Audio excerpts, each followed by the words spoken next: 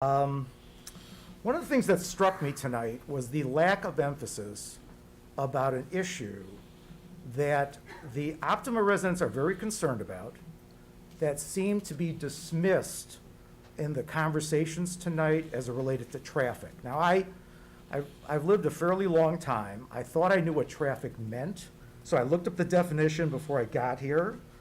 Traffic's vehicles moving on a road or a highway. That includes trucks. If you look at much of the impacts that they described tonight to you, they focused on cars, which is a great straw man, since most of the Optima residents aren't concerned about the car traffic that Carvana will create. If you look deep enough into the analysis done by the engineering firm, Kimley and Horn, and you have to go really deep into the exhibits that you've presented. So for anyone that's following it, it's on page 229, page 3.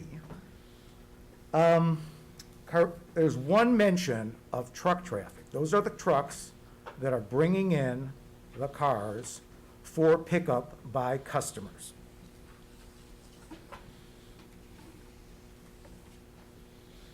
That's what Optima residents are concerned about, not the 128 trips of employees or customers coming to pick up their appointed cars.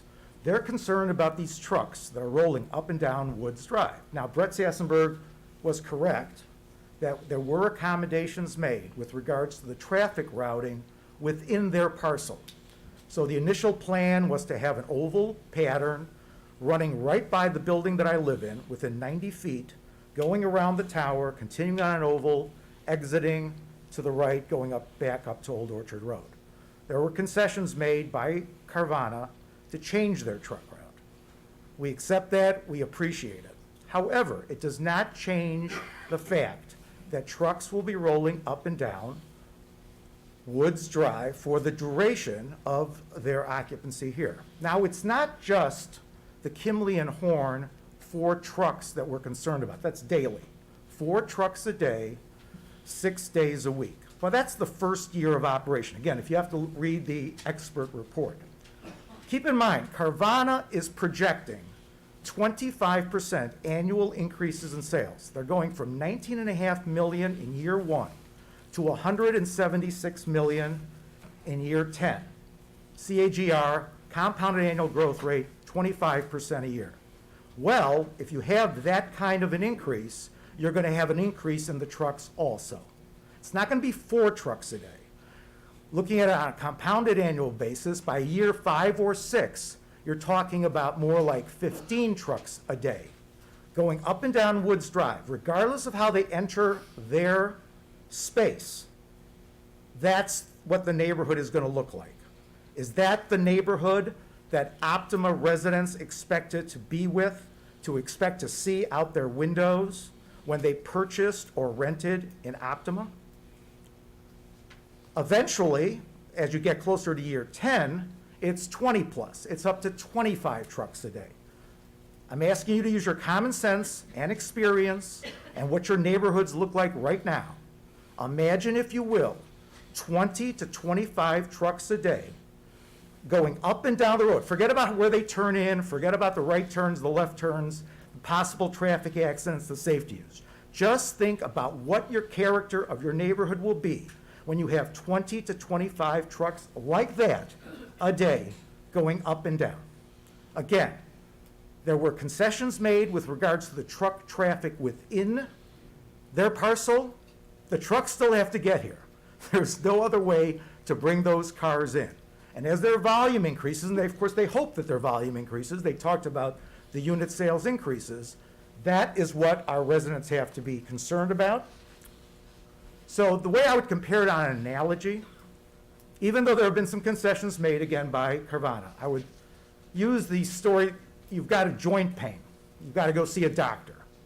You go in, you're having some severe pain. They always ask you initially, on a scale of 1 to 10, what's your pain level? Well, 6, 7 is pretty severe. Doctor says, well, great. I'll give you some physical therapy. I'll prescribe some physical therapy, some medicine. Come back in a month. You come back in a month.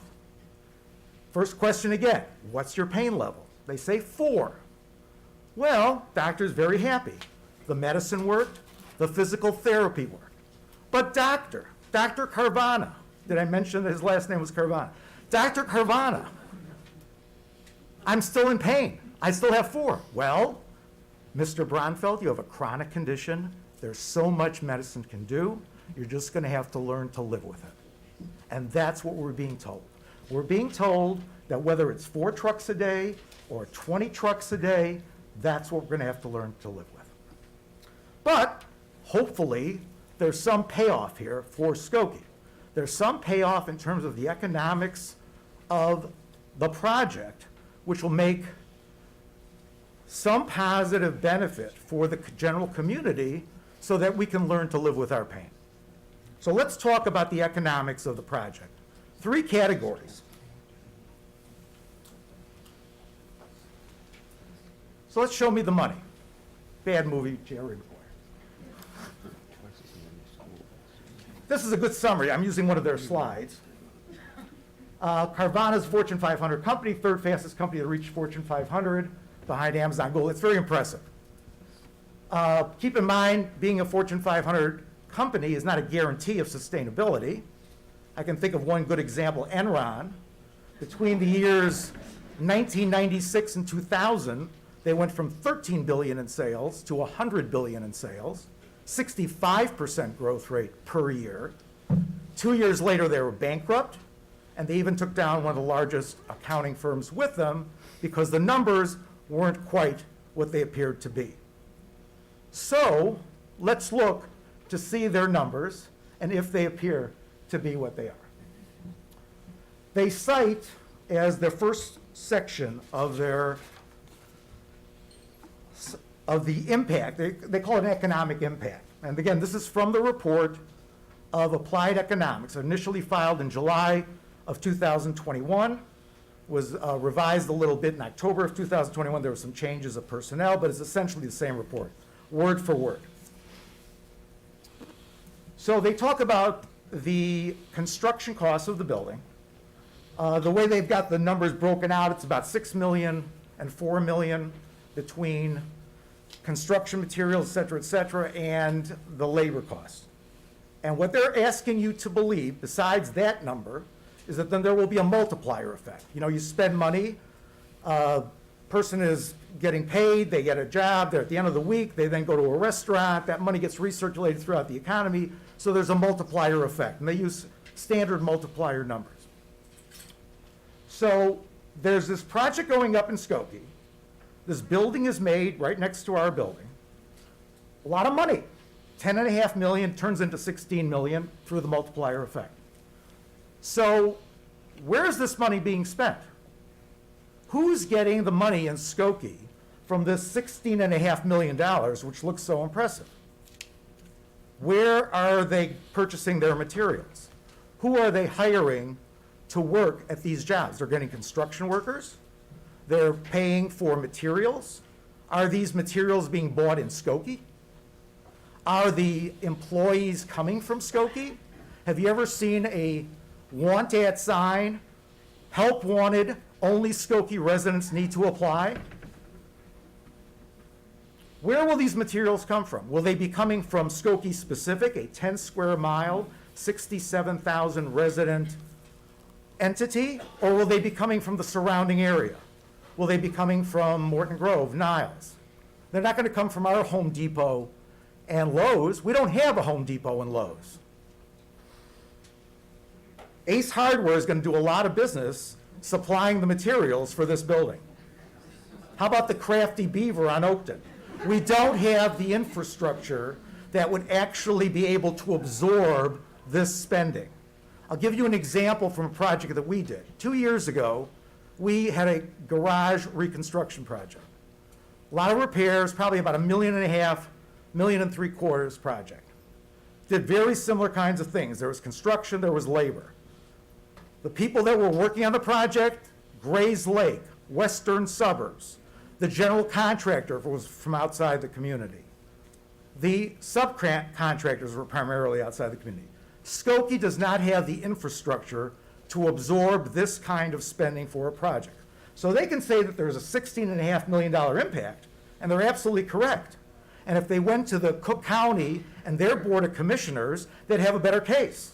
If they went to Governor Pritzker and said, Illinois will benefit from this project, they would have a better case, because most of that spending would stay in Illinois, or most of that spending would stay in Cook County. But to assume that $16.5 million is going to permeate through Skokie's direct economy, just ask yourself if that's possible. Second category, economic impact of operations. And what they're describing with that is the difference. It's called a retail margin. So you go into Nordstrom's, you buy a sweater for $70, $100. Haven't bought a sweater at Nordstrom's for a while. You buy a sweater for $100. The cost to the retailer is $50. The $50 profit, the $50 gross profit is what stays in the local economy. That's the retail margin. In the auto dealership business, same thing. You buy a used Lexus for $30,000. It costs them $26,000 to purchase it, transport it to the site. That $4,000 stays within the economy. And that's what they're assuming is going to happen with this dealership. However, as you've been told, you've been hit over the head tonight, Carvana is not that kind of a dealership. It's purely online. Customer goes on. I was on just the other day. There were over 60,000 cars available at the time. You pick out your car. You do your financing online. You do your warranty. If you want to do an extended warranty, you do that online. Everything is done before the car is delivered to you, and we're going to talk about where the delivery is made in a second. So in that case, how does Skokie get $1 of that transaction? These are not franchises that they're opening up. Skokie Carvana, it will not be owned by a local owner. It's corporate Carvana. That money will never see Skokie. But they're counting all of that as revenues to Skokie. Now, with regards to the permanent jobs, I could see an argument that a certain percentage, a certain fraction of the jobs would land with Skokie residents. Obviously, the closer the commute is for someone, you'd expect some. But you'd also have some from Morton Grove, you'd have some from Niles, you'd have some from the surrounding, you'd have a lot from Chicago. So to, again, make the assumption that the entire $6.3 million will stick in Skokie, use your common sense, use your experience, see how reasonable that is. Now we come to the analysis of the item which is directly, specifically, supposed to raise revenue for the area. They're municipal sales taxes. A sales tax is charged by the state, Illinois. A piece of that goes back to the municipality that's in question. I have to disagree with your finance director only because I'm following what Carvana said.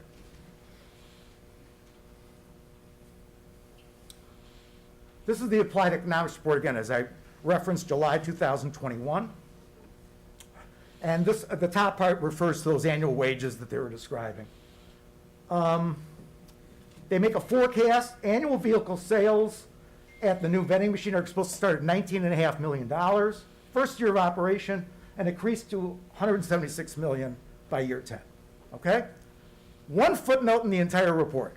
Number one, these sales projections were provided by Carvana and have not been independently verified by Applied Economics. Keep that in the back of your mind as we go to the next slide. So, the sophisticated analysis then turns into, we have the projected sales volume, we have a 1 cent per dollar sales tax, so they multiplied the sales times 1% to achieve the average sales taxes for the 10 years, right? Carvana now gets to talk to you and say, we have an expert testimony that says we're going to make an average of $8.9 million over 10 years. They provide the input, the expert multiplies it by 1%, and now we have expert testimony that you're going to get $8.9 million. Although individuals in the region can currently purchase vehicles through Carvana for home delivery, in which case the sales tax generated goes to the city or town in which the purchaser lives. That's what their experts said. If there's a delivery made to the buyer directly, it goes to the home where the purchaser is. The option of taking delivery of these vehicles at a vending machine in Skokie would create a significant stream of new revenues with limited impacts at the site. How the economics consultant knew about the limited impacts is beyond me. So now, where did Carvana come up with their estimates? This is on page 4 of the report. Taxable sales projections used in this analysis are based on past sales data from the Atlanta vending machine. Notice they say vending machine, not vending machine tower. And keep that in the back of your mind. And reflect Carvana's strategic approach to market penetration. Then this is a complicated sentence. Projected sales are then adjusted for total used car sales in the Chicago regional market, Carvana's market share, and the length of time that Carvana has operated in that market. Notice that there's no detail, there's no analysis. They're basically presenting you with a formula. So the question is what's so special about Atlanta? Well, a little bit of history, and I've sent you emails to this. 2013 is where Carvana started selling cars online. It was in the Atlanta market. Carvana was a spin-off from a company called Drive Time. They shared facilities. They had a large inspection facilities nearby. That's where the Carvana market started. So what you're probably thinking is the vending machine that they're describing is this, a 12-story tower, not too dissimilar to ours in height. Of course, the traditional overview of the highway. Notice that there's no residential around it. That's what that's what they think they're talking about. This thing went operational in November of 2020, 9 months before this report was written. So are they talking about this building or perhaps this building? This was a 3-bay site that Atlanta was also selling cars out of. It was somewhat automated. You had to have a key card that you swiped, you walked in, you got your car. This is a picture taken by a customer in 2019. Or are they talking about this? So we really don't know. And what does Atlanta have to do with the market in Chicago? Do we know what the sales were in Atlanta? Did they provide those to you? We know. We actually did a survey. And we said, what is the distribution of cars that are sold either by direct delivery or by cars where you're picking it up at a vending machine tower? We went on a site called Carvana Reviews and Experiences, which has over 10,000 members. Many, by the way, are favorable to the petitioner Carvana. They're not all bitching about it. They're saying some good things. Some people are saying some very bad things. I'm not going to get into that. But this was the breakdown. And we suspected these numbers based upon many of the social media that we've read over the last 3 or 4 months. 17% of sales were at a vending machine tower. Amazingly, 1% was picked up at Walmart. 17%. So, who gets the sale?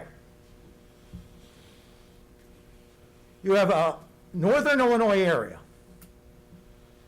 There's a person sitting in his pajamas in the middle of Chicago, decides to buy a $30,000 Lexus.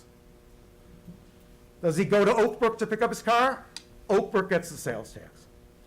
Does he go to Schaumburg, which was recently approved June 21, which would be up before their building would be up, assuming you approved it tonight? Does Schaumburg get it? Schaumburg is 16 miles away from here. From my house to their new site at 1717 Penny Lane, I'm not making up the address, approved June 21. Or Skokie. Those three are grabbing for that 17%. And there's home delivery. And home delivery, as explained to you by their expert consultant, if the purchaser gets straight home delivery, it comes to them that city gets the sales tax, not Skokie. I even have a copy of an invoice, which I wasn't planning on showing because I wasn't sure how much time I had. This is an invoice of a Chicago customer getting direct delivery. You notice who the seller is to the right-hand side? It's not Carvana Oakbrook, which was the only standing tower at the time. The seller was Carvana LLC. 63 Pierce Road, hey, it's from Winder, Georgia, which happens to be the initial distribution site for the Atlanta market. That customer never saw the tower. It was delivered directly to his house. Honestly, I don't know if it was a his or her. The sales tax was applied exactly the way it was supposed to be. Portion went to the city of Chicago, some went to Cook County. It was, I believe, 9.5%. Had nothing to do with Oakbrook. That car never saw the Oakbrook Tower. So my question to you tonight is this. Do you really know what these sales projections are emanating from? Do you have any confidence in the numbers that you're seeing? You're making a big decision about our future based upon a lot of projections which seem contradictory, which seem to be based on a lot of whimsy and hope. You know, there's I've asked a lot of questions tonight. There's an old Chinese proverb. One who asks a question is a fool for 5 minutes. One who never asks a question is a fool for life. Have the proper amount of questions been asked about the data that you have been presented? Do you really know what you're getting? You're not approving a Chick-fil-A on Touhy Avenue or a Walgreens on Dempster or even a car dealership on Skokie Boulevard. You're familiar with those businesses. You know exactly what you're getting. Carvana is novel. It's complex. You don't know what kind of revenues you are going to see. And by the way, I could be wrong. The revenues are there, but have they really proven and established it to you? Has the proper vetting been done? You can't apply a standard metric that you would use for a business to a non-standard business. Before you ask us to live with it, I ask that are you knowledgeable about what you're getting from Carvana? Thank you for your time. Steve? Yep. Thanks, Asher. Please. So where do we end up? We end up with lack of information, something that is one-sided presentations on hope and mirrors.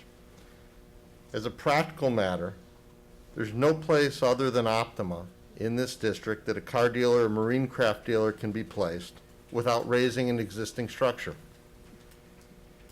Skokie had no plans to modify this OR's district zoning or permit car and marine craft dealers prior to Carvana and the landowners of the proposed site asking for this modification. You may choose to go ahead, you may choose to table it, seek more information, you may choose to vote it down. Those are your prerogatives. To the extent it goes forward, it may be asking more questions and questioning the process here in terms of where's the traffic study and the other studies from the Village of Skokie? Where's the independent analysis from the Village of Skokie? Looking at the economics, looking at the environmental issues, looking at the safety issues. What you've been given is a one-sided process. The process is flawed, which means the conclusion is necessarily flawed. Thank you for your time. Thank you. Let's take a 5-minute break, and then we will resume with public comment. When we resume, anybody who wishes to address the board will line up along the wall where Matt is, and then take the microphone, and it'll be for 3 minutes. So we'll take a short 5-minute break.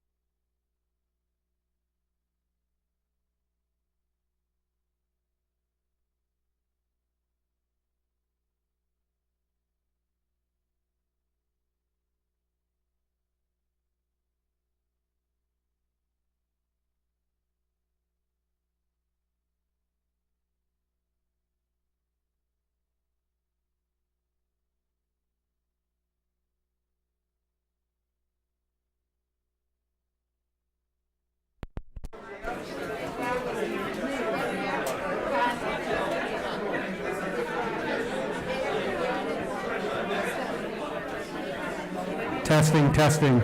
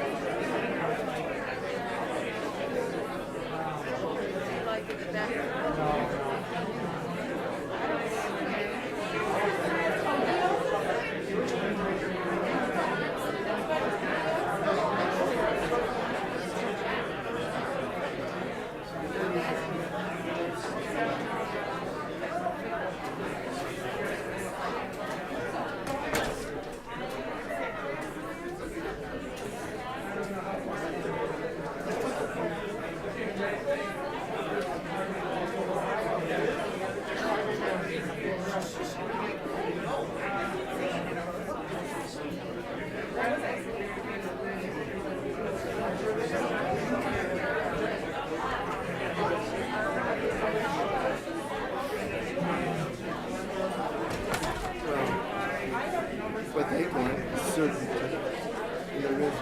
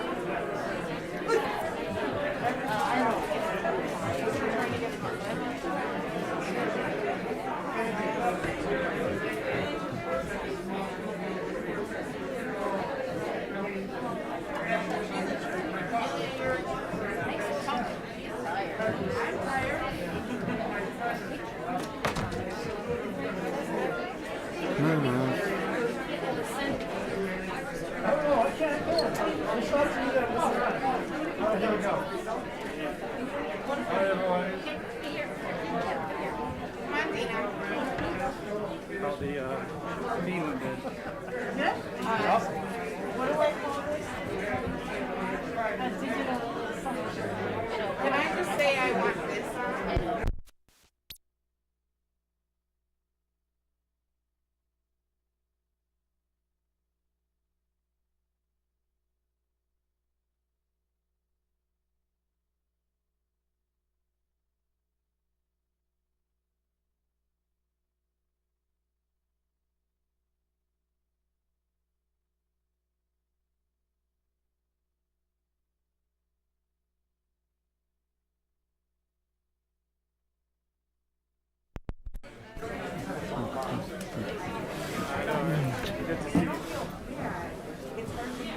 Okay.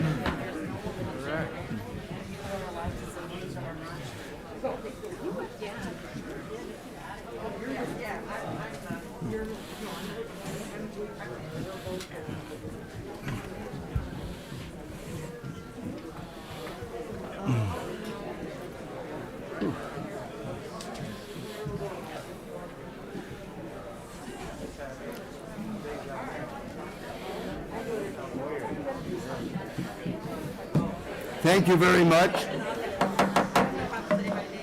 Please. The meeting will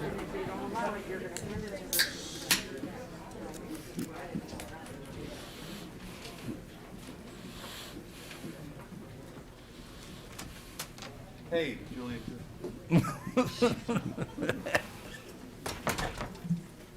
Okay, we would ask you, when you come to the microphone, please give us your name.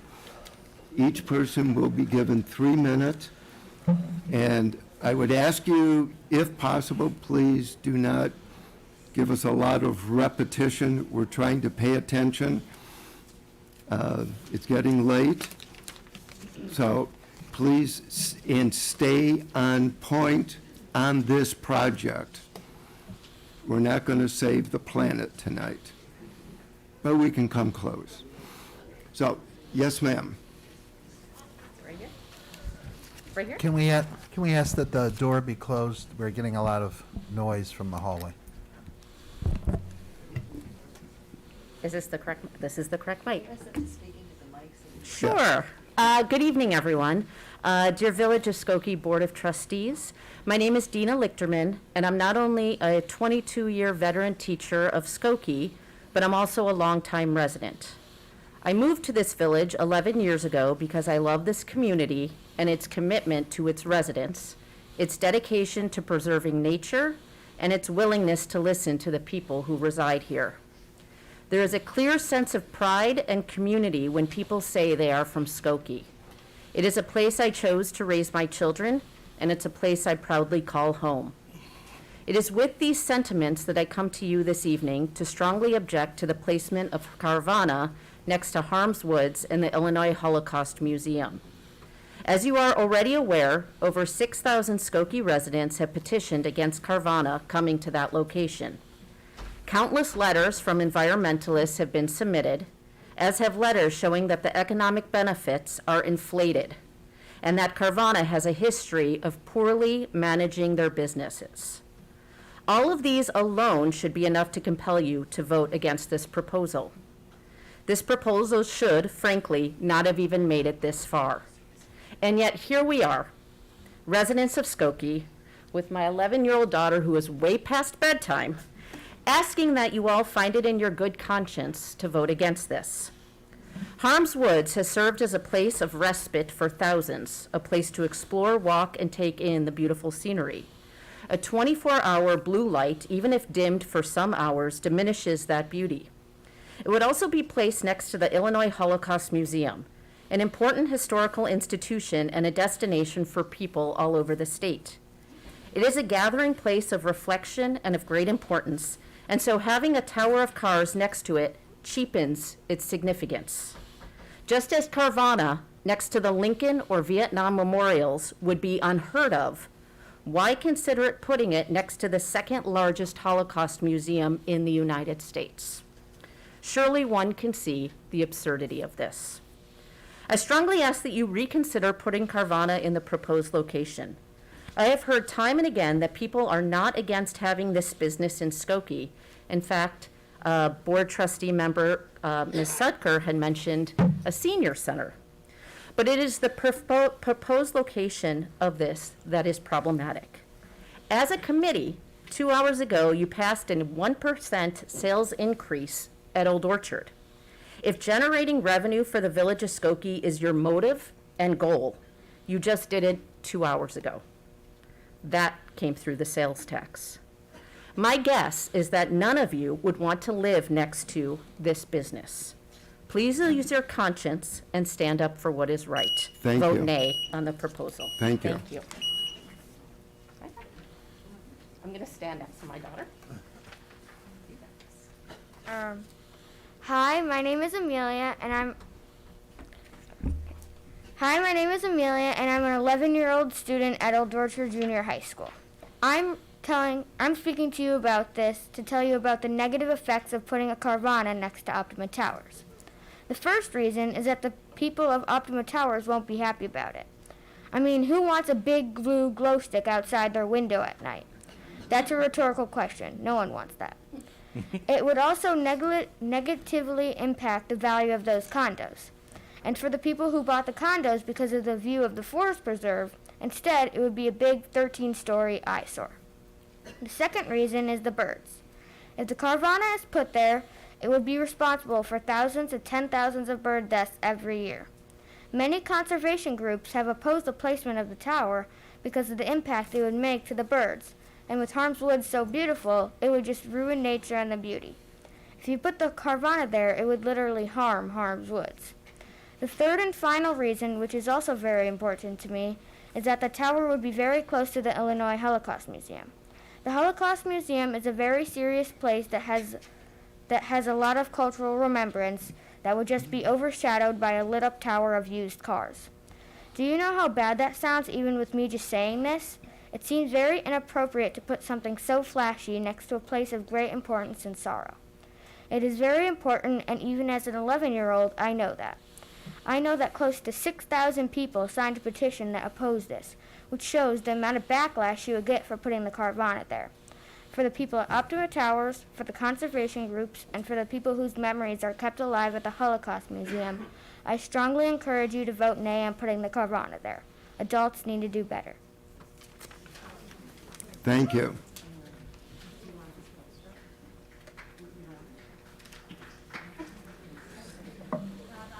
Please. Yes, ma'am. We need the document camera turned on. Someone said they turn it on from there, so that would go on. Don't start talking, I'm getting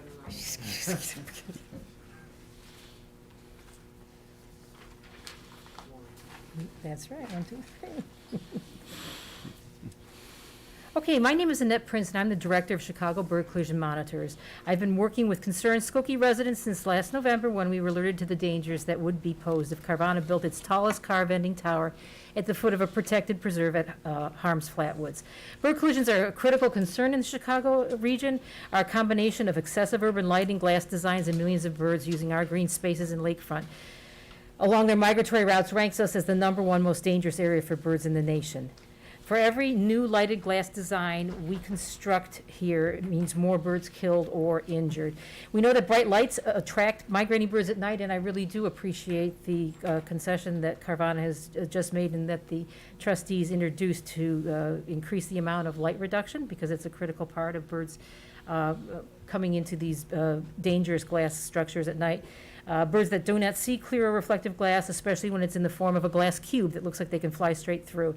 Putting this kind of hazard next to a green space multiplies the chances that birds will encounter deadly glass, which means I think it differs from the building that was discussed in Evanston. I think someone said Avalon. I'm not aware of that building, but if it's not next to nature preserve, its amount of glass doesn't make the same amount of difference if it's not next to an area that's going to attract birds.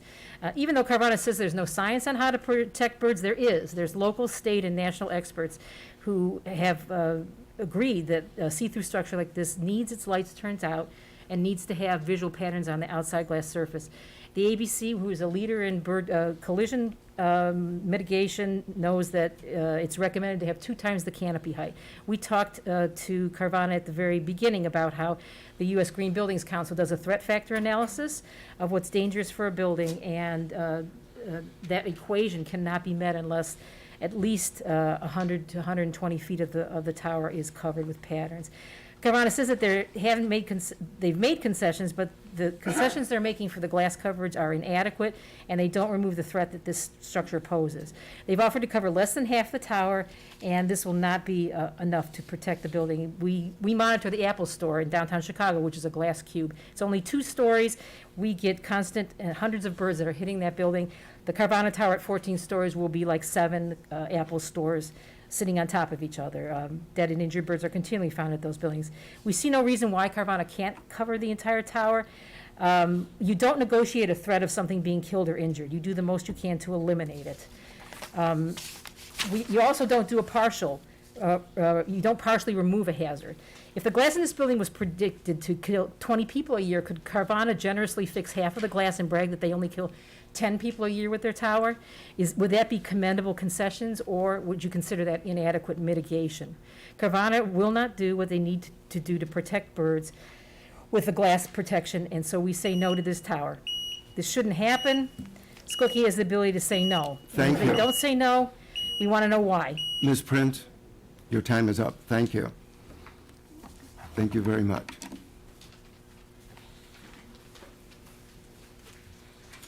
My name is Ann Tanner. I wish to relinquish my time to Annette Prince. I just. No, I wait a need minute, one wait a more minute. I No, need no, one more you minute. don't relinquish your time. If you wish to address the board, please do.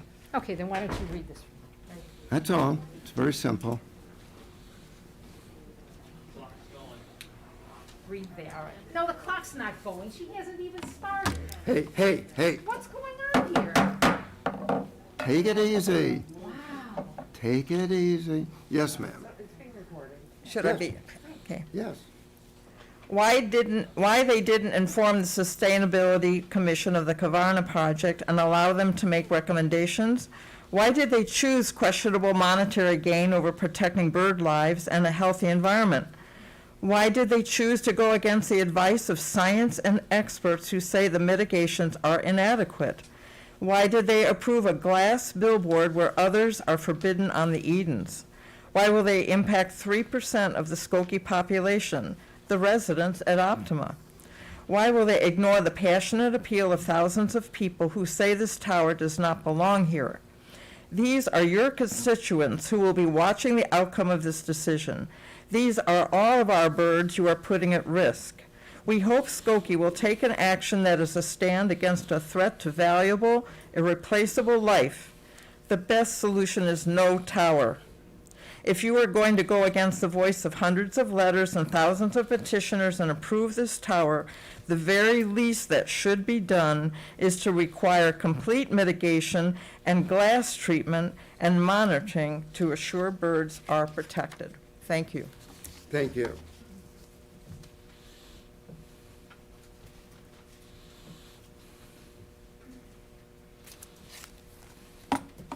Hi, my name is Claire Halpin. I'm an architect. I'm a member of Bird Friendly Chicago, board member of Chicago Ornithological Society, and a volunteer with Chicago Bird Collision Monitors. The bird strike mitigation measures proposed are just not enough to address the increased risk of bird strikes for this building. This increased risk is due to two main factors.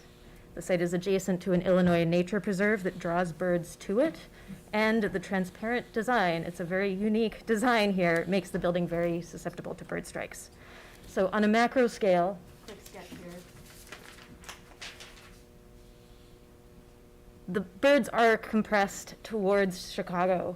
They're between Lake Michigan and this farmland to the west. So birds actually are drawn in the Mississippi Flyway to come to this area. On a micro scale, resident and migratory birds are drawn to the location for food, habitat, and refuge. So there will be more birds at the site than other sites. And as far as glass building goes, there are two categories where glass is dangerous to birds: when it's reflective, like a mirror, or transparent, and it's basically invisible. So the Carvana Tower is particularly dangerous because it's basically a transparent box. It's not like it has open floor plates. It's not like a building with walls inside. It's backlit entirely, similar to the Apple Store or a glass walkway. It's not like a building with an opaque facade and windows in it. It's unique in its transparency. It's what's called a fly-through condition. And it's uniquely dangerous for bird strikes. And so Carvana's proposed to use these markers, and to the height of, well, I had 54 feet, but it sounds like it's been increased to in the 60s now, 63 feet 10. These markers work, and in defense of that height limit, Carvana had previously shown a graphic in the January Commission meeting that showed the height limit of other guidelines at 36 feet, and that was not true. I see that that was updated, but that was the lead standard, and which is the go-to kind of standard for bird-friendly buildings. If Carvana were calculated according to that, it would have to cover all of its glass because it's a fly-through condition, and because the calculation requires a building with that much glass to protect its glass. So regardless of any standard, it means there's 70 feet of height that is unprotected. The markers are proven by science to work. They're tested in a tunnel testing system by the American Bird Conservancy. They work. Why not the entire tower? The cost is minimal compared to the cost of everybody's time, the cost of the entire development. So, thank you. Thank you.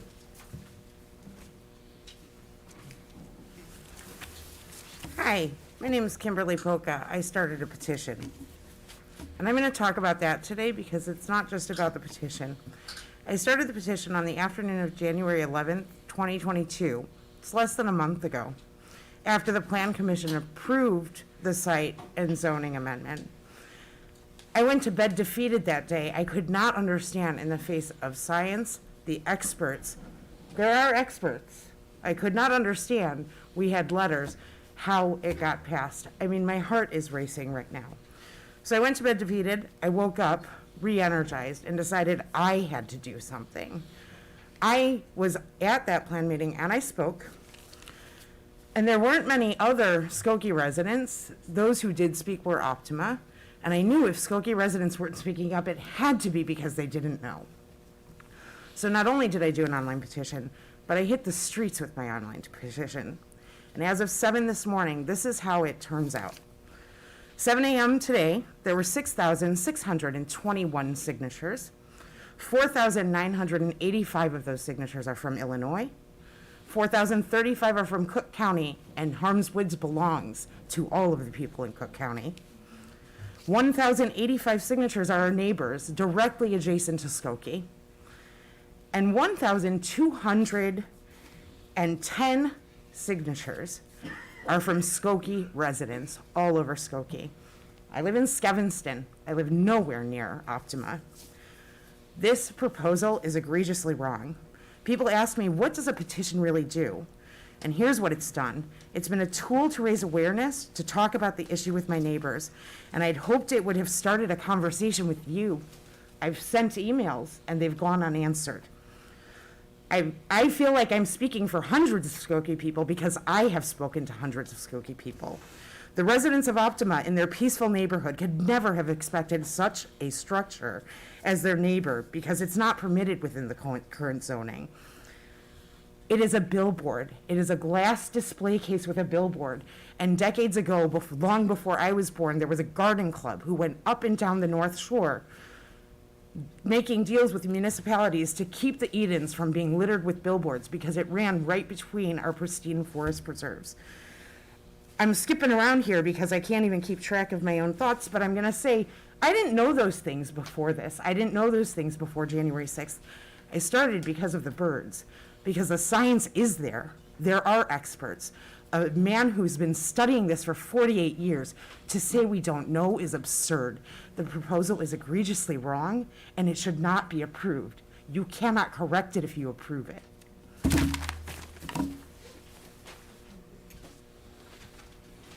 Hi, I'm Gail Regenbogen. I am a Skokie resident, and I thank you for giving me the opportunity to speak. Village trustees are elected by the people to represent the people. Over the last several months, I have spoken to numerous Skokie residents, and not one person I talked to was in favor of this tower being built in this sensitive area. I'm going to address something that nobody has really brought up yet, because I don't want to go over everything that's already been said. But Carvana made a statement that real estate experts said that there would be no change in the value of Optima if this tower is built. So I went ahead and I personally consulted several different suburban realtors who told me that that is completely false, that the value of Optima will go down significantly, at least 20%, if this tower is built, because nobody chooses to want to live next to a used car tower that's lit up all night. So my question to you is this: if we're worried about revenue, how is it going to bring in money to the village if the property is devalued, so then the tax rate goes down and the village is losing tax money from Optima? My last question to you: you have a Sustainable Environmental Advisory Commission, and they were never consulted on this issue. I know that was brought up before, but my question to you is, why do you have a commission that you don't seek the advice of? I know that the reason probably is that you didn't want to hear what they had to say, because I'm sure you're aware of the fact that they are against this project. So I would recommend that you vote no for the people of Skokie. Thank you.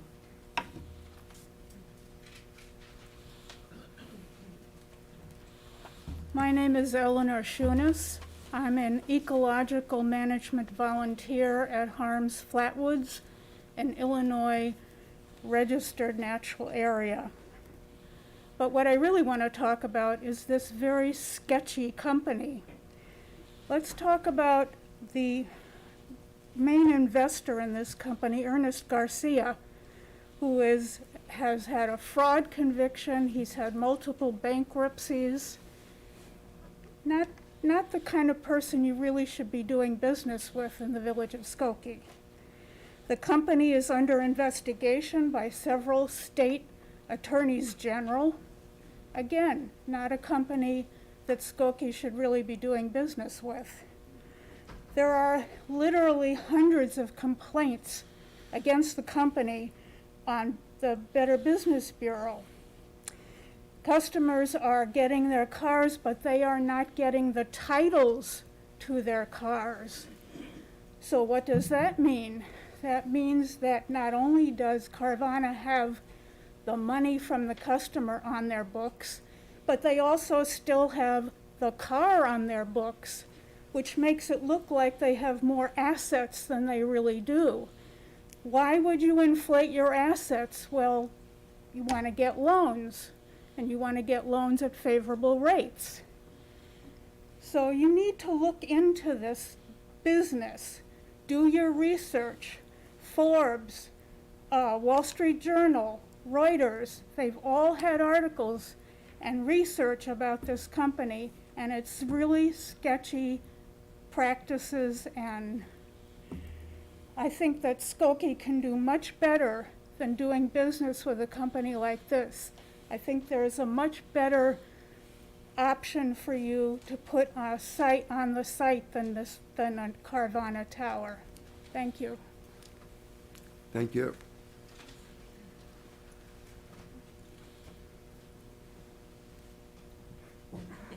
Thank you. My name is Lisette Zaid, and I volunteer for the Chicago Bird Collision Monitors from my Skokie office on Monticello, helping rescue birds that are injured by collisions in this area. I want to thank my friends at Optima for keeping their building so dark at night. My grandfather moved to Skokie from Hungary after surviving the Holocaust. A proud owner of Tiber Furs on Dempster, he raised a family here. Today, my husband and I both work in Skokie and are considering purchasing our first home together in Skokie with our 1-year-old. I can't look for a home here in good faith, knowing I would be raising my child in a community that does not value the lives of creatures big and small, the local habitats, and their inhabitants. And the irony of putting a tower that will cause senseless loss of life next to the Holocaust Museum personally breaks my heart. I'm sure other progressive young families like mine looking for their next home purchase in a value-driven community might feel similarly.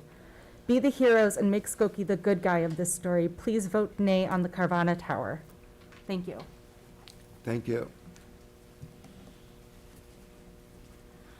My name is Lynette Wolf, and I'm here to oppose the construction of the Carvana vending machine, which is in direct proximity to Harmswood Forest Preserve. How ironic, Harmswoods. First off, I'm a Carvana customer, and I purchased my vehicle completely online, and that was the selling point, was doing it online. I would never entertain the idea of going to a car vending machine. As it's been said, this is simply an advertising gimmick that is not only irresponsible but ignorant to the voices of Skokie residents, migrating birds, and also insulting to me as a former Carvana patron. The proposed construction of this vending machine is in the direct path of migrating birds, and in fact, all native birds. They follow the Chicago River and this is perilously close to Harmswoods, obviously. This proposed 140-foot clear glass structure is a death sentence to birds that are already either threatened or endangered. They're attracted by the nighttime lighting and cannot see transparent glass they think they can fly through. I, too, am a volunteer for the Chicago Bird Collision Monitors, and my area is Streeterville, where, if any of you know, that's where the Apple building is located. The construction is basically 7 Apple buildings piled on top of each other, which is extremely dangerous. I've had to witness far too many collisions, many times occurring simultaneously while I'm trying to either salvage or rescue a bird that has already collided. They simply cannot see where this clear glass is, and they violently crash.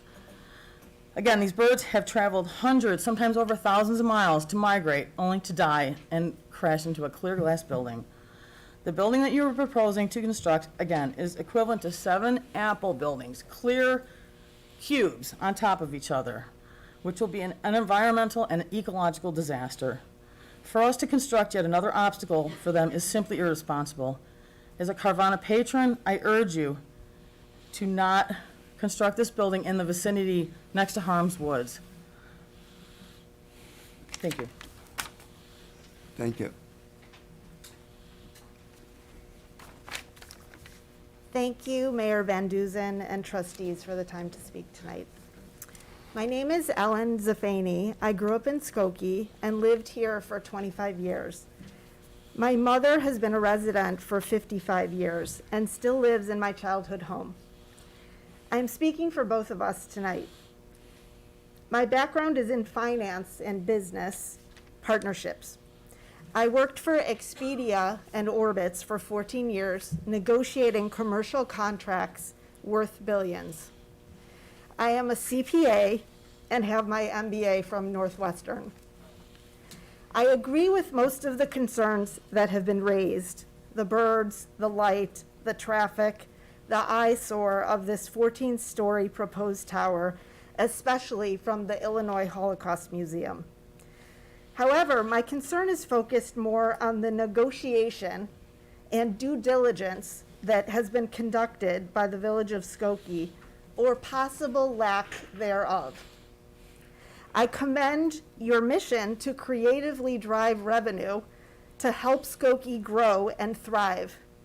But I ask tonight that you vote no under the current proposal and rather ask Carvana for at least 2 more points. 1, can Carvana sign up for 3 years of guaranteed revenue? It appears Carvana gave Skokie a 10-year financial estimate, but has Skokie done its own objective financial estimate? If Carvana believes Skokie will generate nearly $200,000 in year 1, then guarantee that revenue plus the projections for the next 2 years. This is not uncommon in contracts like these. 2, can the tower be shorter? Why does it have to be the tallest one Carvana has built at 14 stories?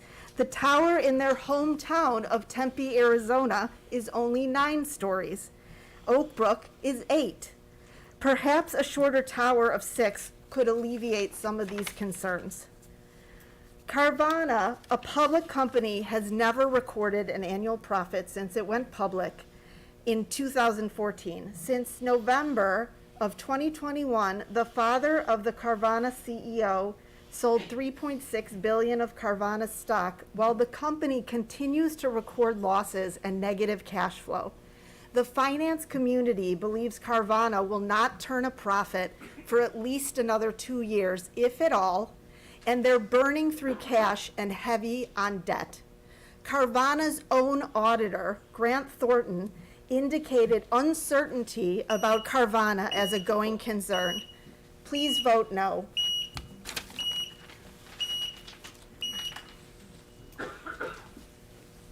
Hello, my name is David Fryrick. I'm a resident of Skokie. I know many of the people on the trustees, and I have to just ask this question. If this should go through,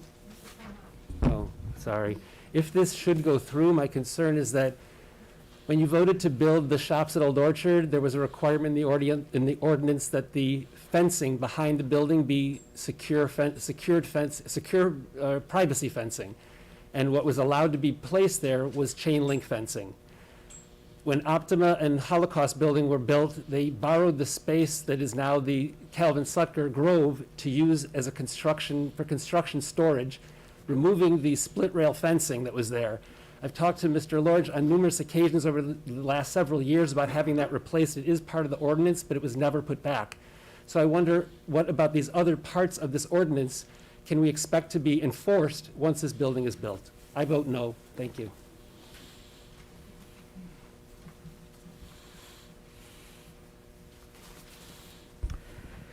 Good evening. Thank you for having me. My name is Carlos Ruiz. I'm a resident in Skokie for the last 29 years. I was just trying to figure out how can I say this without coming across too upset. But if you look at Carvana's motto is that they sell online. So basically, the business is online. And what they're offering it to us is a billboard that is gigantic. It is the vending machine that people can see it from the highway. It also located next to one of the most significant buildings in Skokie, if not Illinois, which is the museum. And also, we have a development for residents. So you will think that the next development would be something that would be compatible. Another residential building that will go through review processes.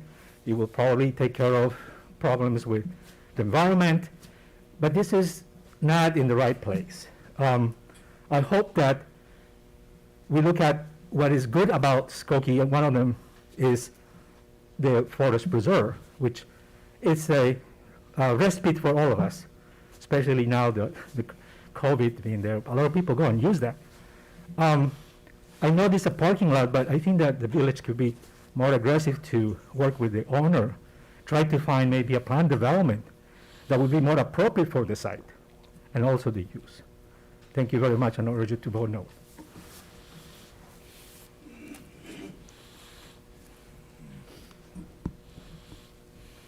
Hello, my name is Ambria Benesh, and I am a 23-year resident of Skokie, the village in which I was raised. In this era of genuine climate crisis, the debate around this potential development comes as a shock to anyone following local and regional environmental issues. Chicago serves as a hotspot for over 250 species of migrating birds, and Harms Woods is a crucial component of that supportive ecosystem. A development that poses an obvious and immediate threat to those birds should have the full opposition of any trustees who consider themselves stewards of Skokie's environment, a title which many trustees sought during the most recent election. Furthermore, the projected increase in diesel fuel pollution, a well-documented public health problem, presents a clear threat not only to Harms Woods, but to the 3% of Skokie residents living next to the proposed site. In fact, any trustee who cares about the looming climate crisis in any capacity should think twice about erecting a corporate monument to cars. Furthermore, the optics of this development fly in the face of a historically billboard and advertisement-free Edens Expressway, as pursued by national and local garden clubs and as inscribed in the 1971 state law. While not a traditional billboard, this, quote, expressway-oriented commercial development represents the beginning of a slippery slope that threatens the natural beauty and environmental and property values of the village. For these and various other reasons, the citizens and residents of Skokie disagree with this development, as is clear. I urge you, as trustees tasked with representing the wishes and best interests of our collective community, to continue to listen to Skokie and vote down this issue. Thank you.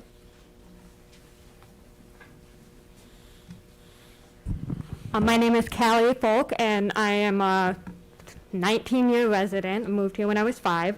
I'm not going to talk about the birds, but I just want to remind all of you that you are elected. You work for us. I know not that many people tend to vote in local elections, which is why I also want to say that more people signed the petition against Carvana than each of you got votes last election. And listen, Come on. I know not all of them live in Skokie, but Wait, just one second. Let's give the lady some respect and let her speak. Oh, I felt very respected by that. That's fine. I want to hear what you have to say. Please, thank you. Okay. Okay, so I know not all of them live in Skokie, but if even a fraction of them voted in the next election against you, you would probably lose. And that would make a lot of difference in a small local election. I know that I personally would campaign against any trustee who votes yes tonight on this proposal. And for the new trustees, you could end up being a one-termer if you vote the wrong way on this. I have a long memory, and I'm sure a lot of people here do too. So let's say this motion passes. You get temporary satisfaction of feeling like you did something good for your community. But come next election, you could be out of a job. Finally, Carvana says that they modified the plan to respond to community concerns. I know this isn't true because they are still here presenting it. I've lived here since 2003. I'm a member of the community. I don't claim to speak for anyone else here, but I don't want them here. And I'm sure I'm not the only person who feels that way, clearly. Thank you. Thank you.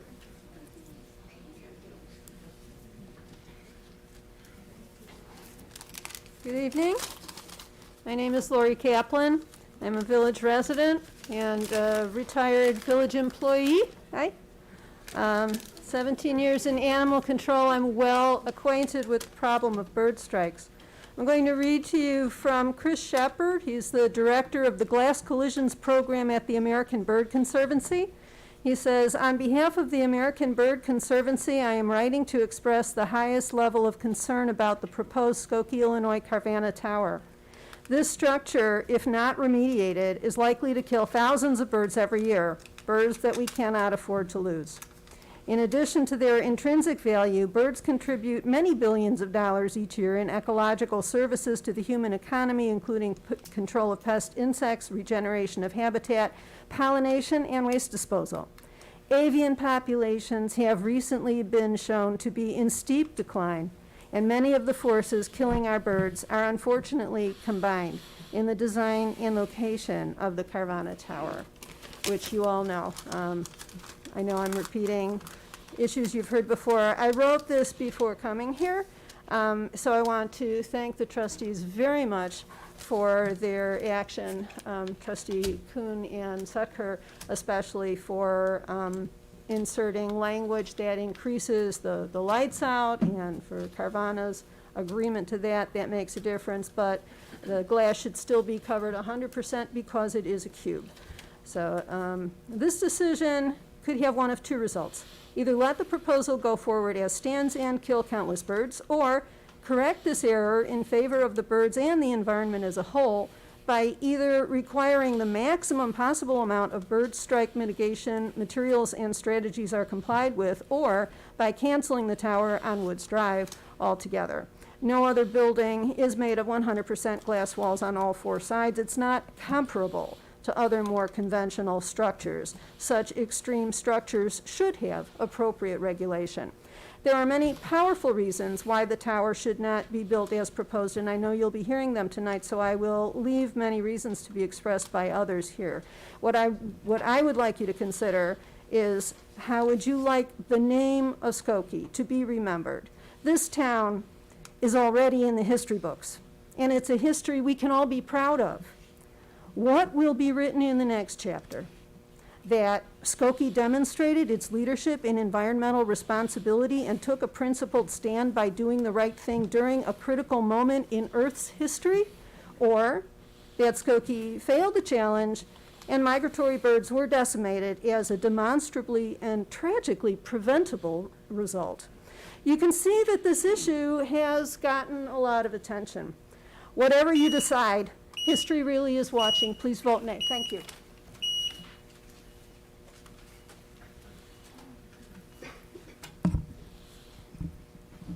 Hi, my name is Roy Ng. I've been a Skokie resident over many decades. And unlike the other guy, I've actually don't know any of you. I've never been in this chamber before, so I might be a little nervous. But I wanted to come up here because I wanted to talk about, bring up something that I haven't really heard anyone else talk about, which is that Harms Flatwoods, just across the street from the proposed site, was designated an Illinois nature preserve. And this is a thing of, I guess it's a state thing. It's like a Illinois Department of Natural Resources, I think. But what does it say to the people who worked on that, the Illinois Nature Preserves Commission? And, you know, as you can see, there's been a lot of interest. What does it say to the people that have come here tonight, to all the people that have, you know, sent in comments over email? I'd like the trustees to think about if there have been any other issues that have come, you know, across their desks that have attracted so much attention and so much feeling. So like I said, I've never been here before. It's kind of interesting to see how the sausage is made. But there's some concerning things which I think people have touched on, which is like, so I saw on YouTube, I discovered that Skokie has a Sustainability and Environmental Advisory Commission, or Committee. And I was, you know, watching them on YouTube the other day, and there are a lot of impassioned people, committed people, and I felt some frustration coming from a lot of them. So, I mean, what does it say to them if they get no input into this, which is what it sounds like. It sounds like they weren't allowed to vote on this because it wasn't on their agenda, which seems kind of like, a shady thing. So, and they're working for Skokie, they're part of Skokie's, one of their committees. So I guess I don't understand, like I said, I don't really understand the process. I understand that Carvana got, quite a few minutes to talk. And I'm glad that the people from Optima also got a lot of time to talk. Thank God that they have a stake in this. If they weren't there, then I don't even know, if the people concerned with the environment, with the bird strikes, would even be here, except as part of, piecemeal 3 minutes at a time speeches. So that's a little concerning. So I want the trustees to kind of take a look at all that. Thanks. Thank you.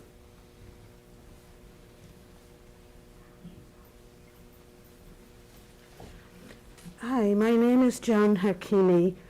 Bear with me, I wasn't planning to speak, so I don't have a prepared statement, but after all I've heard, I felt compelled to put my 2 cents in. I'm a clinical psychologist, and I've had an office in Skokie for 26 years. I'm also a former 30-year resident of Skokie. So my office overlooks the new car wash and gas station on Skokie Boulevard. I heard from a member of the Planning Commission when that was being discussed that it would be pretty. It's not pretty. And my office faces the bright lights and the glare, and I hear the noise from the car wash, and it's very disruptive to my work and to my clients. But I understand and I accept that, first of all, I can move my office, but also I understand Skokie needs a car wash, and Skokie needs gas stations, and Skokie needs a convenience store, and I see the benefit to the community of that structure, even though personally I don't like it. But I find it really hard to understand why Skokie needs a Carvana car vending machine. And the more I've heard tonight, the more I realize that the only benefit to this tower is to the Carvana company. I don't see any benefit to Skokie. Not to the birds, not to Optima, not to visitors, to the Holocaust Museum, not to anybody driving down the Edens Expressway looking at those glaring lights. And I find it I understand there's an economic issue, but I find it really hard to believe that there is no other project that would be appropriate for that site. Seems like desirable real estate. As the governing body for the village of Skokie, you're charged with ensuring its economic health. You're also charged with ensuring the quality of life for the people who live and work in this village. If you vote yes for this tower, I know you believe there's economic benefit. That sounds questionable, but even assuming that that's true, you're responding to one part of your charge. If you approve this project, you're completely ignoring a really, really important part of what people who voted you in have charged you with, which is ensuring that the residents of this village live in an environment that's safe and attractive and ensures a quality of life. And I urge you, please vote no. Thank you. Hi, my name is Yisrael Ebert. I'm a resident at Optima Building. I'm here, was mentioned about process violations, and I could say I, for one, have experienced it and I think been firsthand a lot of the process violations that have been going on so far. But that's one issue. In terms of due diligence, I did want to bring this attention to the Board of Trustees that there has been no due diligence done. We've done Freedom of Information Act requests and turned up 700 pages of documents so far. it's very clear in the communication that the plan commission, the recommendations, everything that's been going on, the staff report, staff recommendation was crafted under the advice and consent of Carvana. There's been significant collusion, significant concessions made. I mean, it's just wild. So in this dispute between us as villagers and Carvana, the village has not been a fair party here, and they've not done any due diligence. There's been a lot of things, reimagining clauses in the covenant that governs the property. There's been all kinds of concessions. Just, I mean, it's wild. So I would just wanted to bring that to your attention, because I think that is very concerning that this sort of thing, no diligence is going on. There's significant. One of the things that I would say is that the village staff numerous times offered to run language by the Carvana attorneys. The way the Plan Commission hearings were conducted were based on what they wanted. They gave all the way it should be handled. They also they had the Plan Commissioners be informed about certain legal interpretations. So they had the village staff go and ask them, inform the commissioners, telling them this is right, this is how it should be done, this is how the law is, and it was all based on what Carvana wanted them to do. So there's significant issues. There's hundreds of documents. We've delved into it, and I just want you to be aware, because it's very concerning when you have a situation like that. Thank you.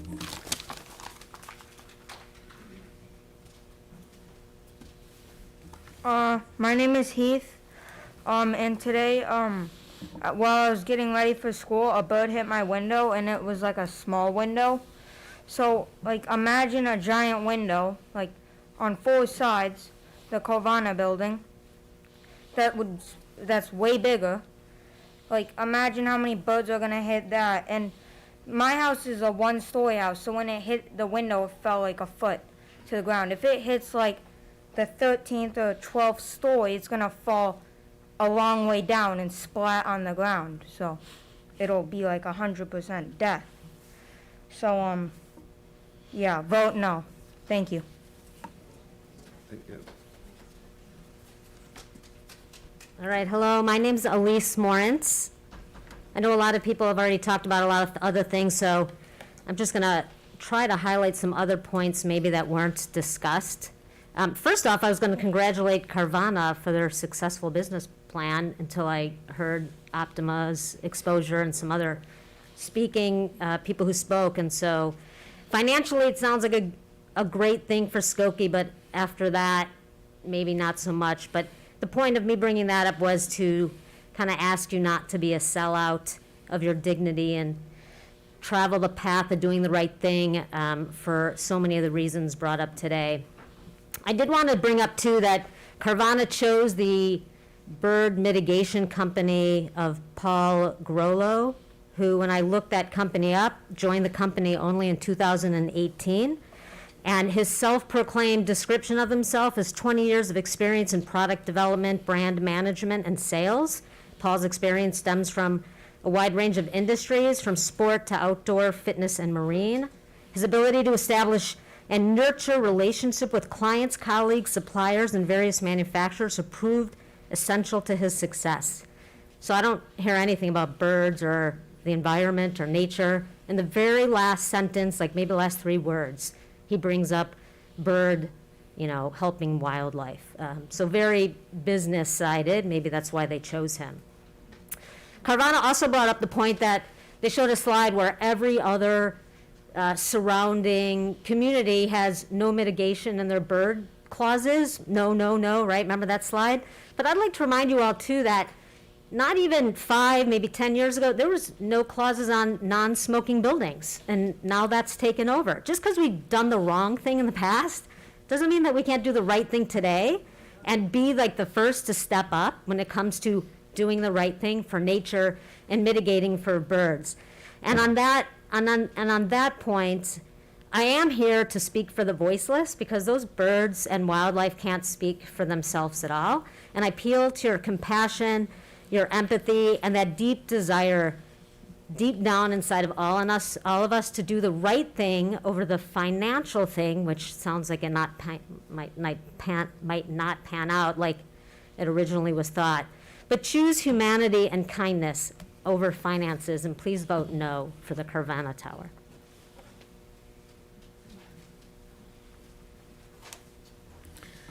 Good evening. My name is Charlie Sachs. I'm an 18-year resident of Skokie. I'm also a member of the Sustainable Environment Advisory Commission. And like many of you, I share the disappointment and concern about the lack of adequate consideration for environmental concerns with this project. But I'm going to speak more as a resident, and like many residents in Skokie, I am mystified that the proposal for the Carvana vending machine has received approvals from the Skokie Plan Commission and is getting serious consideration from the village board.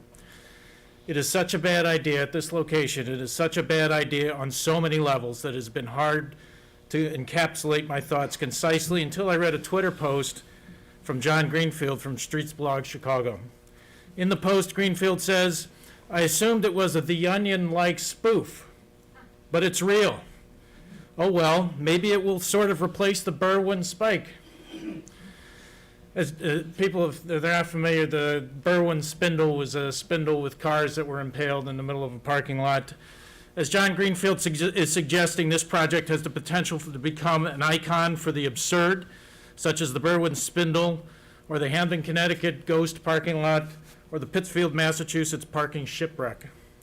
Imagine Skokie joining that lineup as a town with a car vending machine in the forest preserve, a 14-story beaming, befuddling bemusement for thousands of motorists on the Edens Expressway.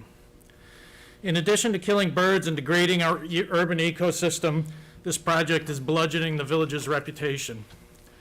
If the Carvana project is seen as economic development, consider the damage to Skokie's brand in that equation.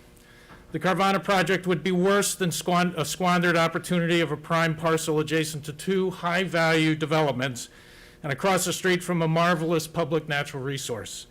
It risks significant denigration of the community. It is clear that the village needs to step back, pause, and ask, what are we trying to build here? Are we leveraging our many assets and attributes to add value to a healthy, vital, viable community? Or are we debasing ourselves into a carnival of absurd for some nominal revenue expediency? What is the brand we want to build? Let us take a step forward to creating lasting value in our community and vote no to the Carvana project. Thank you.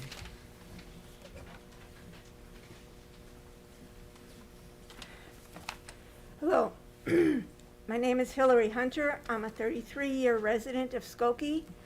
Originally from New York City, I moved to Chicago, but I relocated here because I raised 5 children in a multiracial family, and I was convinced that Skokie had a friendly environment. It had green space, it had good schools. That really appealed to me. Upon moving here, I learned quickly that this was one of the first municipalities in the country to outlaw indoor smoking. I was even more proud that I lived in Skokie. I wish I could say that tonight. As a recently retired social worker, I have to say that although I appreciate the concern about the birds, and I appreciate the disdain for this large vertical billboard that Carvana will be setting up in Skokie, and I agree with the last speaker, it just kind of makes a joke. From now on, all my friends who visit from Wisconsin will be saying, oh, that's a town with Carvana, right? I know where the Carvana exit is, blah, blah, blah. I think it's really a poor choice of spot, and it's not based on solid research, as the person from Optima pointed out. As a social worker, I have taken young people and mature people, adults, through, and I hope that Ms. Suter can appreciate this, as a fellow social worker, through harms, biking, hiking, and it's been an amazing healer of stress, anxiety, depression, not just the birds, but the whole environment. But the problem is, Harms Woods is an ecosystem. And so you can't just kind of ignore the fact that some of the birds might die and not pay attention to how that will affect the entire environment. The last part, I don't mean to be insulting, but I am a senior Caucasian person, of course, and I try really hard to listen to young people in my community and my family so I can hear what the pulse is. If Greta Thunberg was here right now, she would be furious. She'd be unable to contain herself. I do not think it's appropriate for you to tell us to calm down when we feel so moved on this issue, because what we're expressing is a sense of immediacy around this. I would encourage you as a board, now I'm not familiar with this setting, but let me just say before I close that I understand there's this caucus, Skokie caucus, and that most of you are a member of it. I would just like to ask you to remember what it felt like when the Republicans during the last presidency were knee-jerk in concert on every bill that the leader asked them to, and I'd like you to respond to this vote independently and based on your conscience. That's all I ask. Thank you.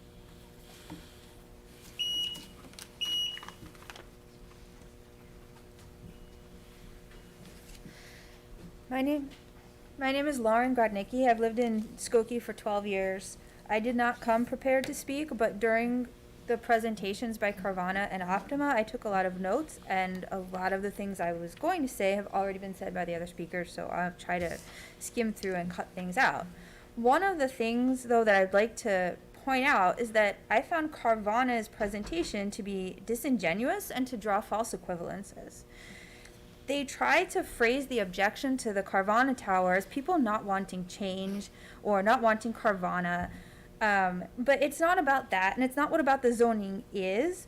It's about what the zoning should be. The zones were created before most people really started thinking about environmental issues. If Carvana were asking to put the tower somewhere else, I think most of us wouldn't be here.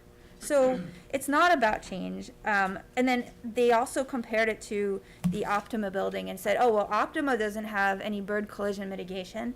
But the Optima building has blinds behind a lot of the windows, and the birds can see that you can't just fly straight through, as someone else tried to point out, or did point out in a better way.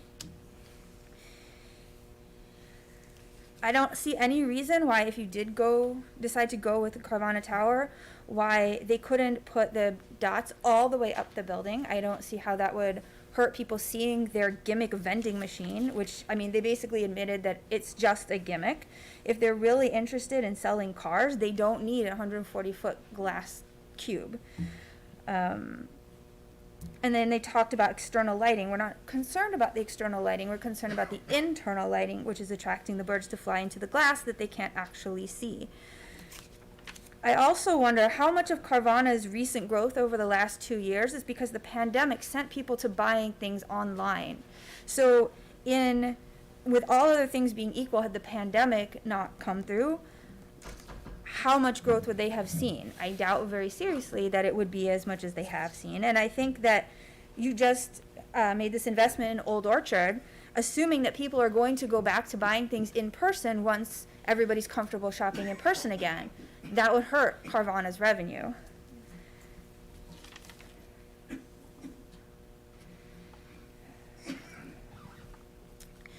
So I think if you approve this plan, you'll be telling the residents of Skokie that you don't care about our opinions, you don't care about our quality of life, you don't care about the environment, all you care about is making money. Thank you.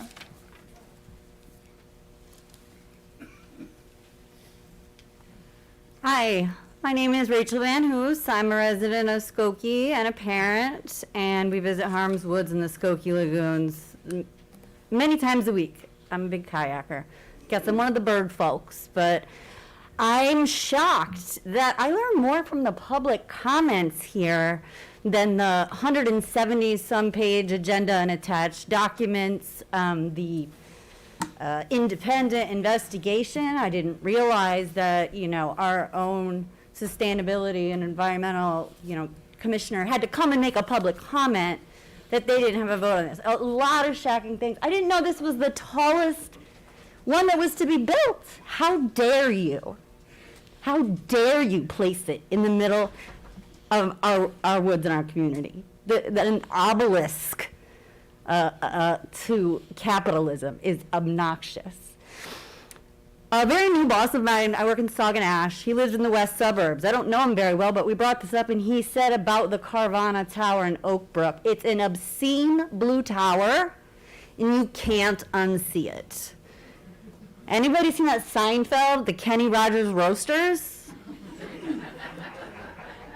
Right? Like you put that next to the Optima and the Holocaust Museum, it's just disrespectful.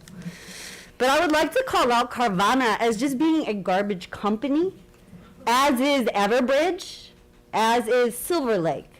So they're based out of Arizona, owned by Ernie Garcia III and his dad, the major investment shareholder, right? Ernie II, who's been convicted of bank fraud way back. His first company was called Ugly Duckling. Then he went private, stay under the radar. You can just go look on the Security Exchange Commission of all of the insider trading he did in the tens of millions every single day. He finally stopped in August when it started making news in Forbes and all of those, Wall Street Journal. Everbridge is their financing company based out of Arizona. Silver Rock is their warranty company based out of Arizona. All you have to do is take one night online and go look at reviews for these companies. They range from people saying, this is the worst business experience I've had in my life, to people saying that they've been traumatized, had their lives, disrupted, couldn't take their kids places, couldn't go to work. We all know delivery dates are delayed over and over and over again, that they're being sued in multiple states, a federal case in Pennsylvania, 6 months. They haven't had their license in North Carolina, pending their license being taken in Florida at the end of June, an $850,000 settlement in the state of California with 4 counties where they weren't holding license. This is beyond problematic and will only become more problematic. This is not a match.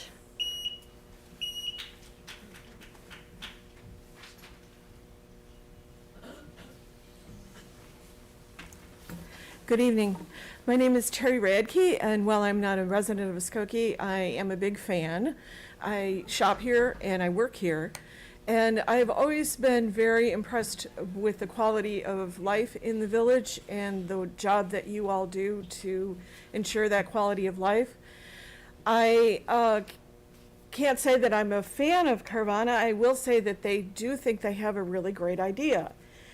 And like many great ideas, once they actually meet reality, they can suddenly not look so great when you start to see their impacts. And one of the gentlemen from Carvana said that he didn't have any other problem in any other market other than Chicago, and that he had not gotten this kind of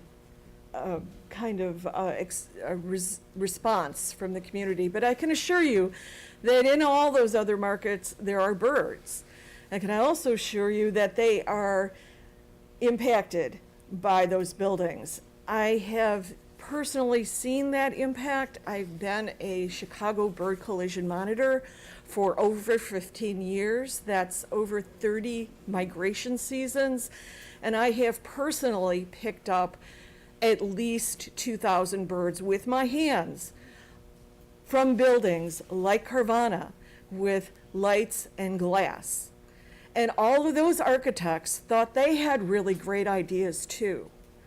But we're starting to see that there are better ideas out there, that the template for building with lights and glass is not the only way to go. A lot of young architects, if you look at the architecture now, it is changing, and it's based on the last 40 years of a very young science that started with a few scientists looking at the impacts of collisions and glass collision and lights. And it has grown to hundreds and thousands of studies about the impacts of light and glass on birds. I am, as I said, a big fan of Skokie, and I really hope that you take a look at this very seriously and decide whether this is really a development that will benefit your community. I think that you can do better. I think you can have a better idea. Thank you.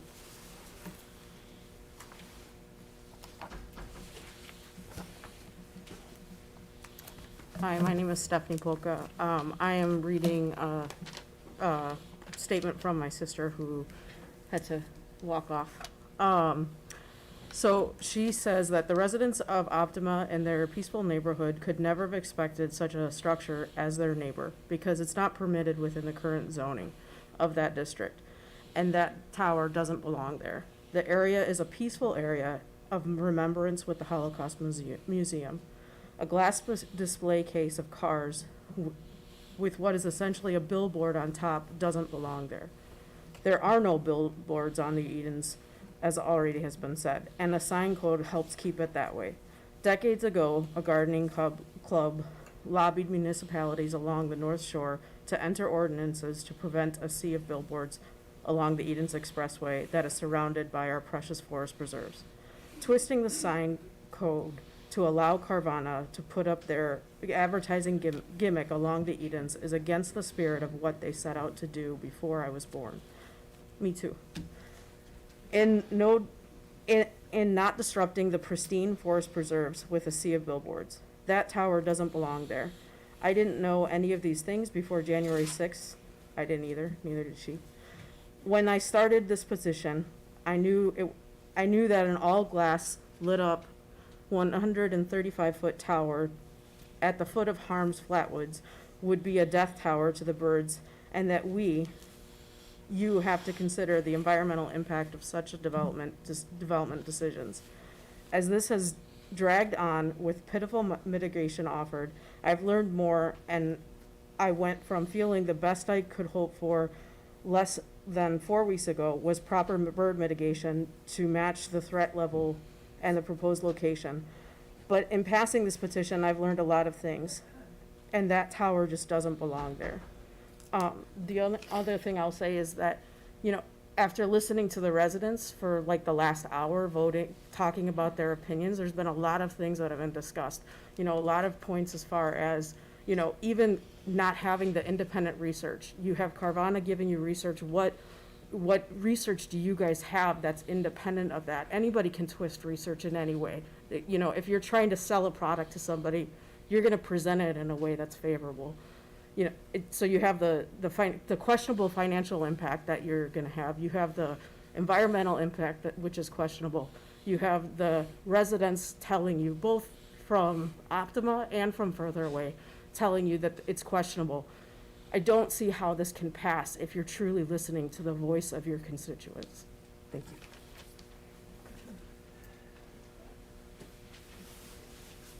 Hello there, my name is Jim Barnard. I have been here since 1978. I am over 70 years old. It's safe to say I've used a vending machine a few times in my life. I like vending machines. It's a very simple transaction. You look at it, you see if it's got what you want in it, you put your money in, you push a button, you get it, and you leave. I've had that happen most of my experiences with vending machines. So I'm not arguing with the concept of a vending machine. Most of the conversation tonight has been on what we don't like about Carvana's proposal. Why don't we tell them what we would like? I have a suggestion. Let them put the thing right where they want to put it, tear out the parking lot, make a big hole, put an underground park in there, just like Grant Park.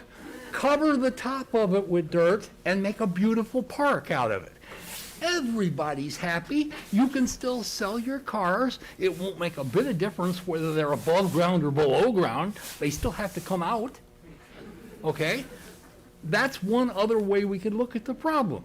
Please, let's offer some constructive comments, some other things that they could do instead of just saying how terrible this one is. Thank you.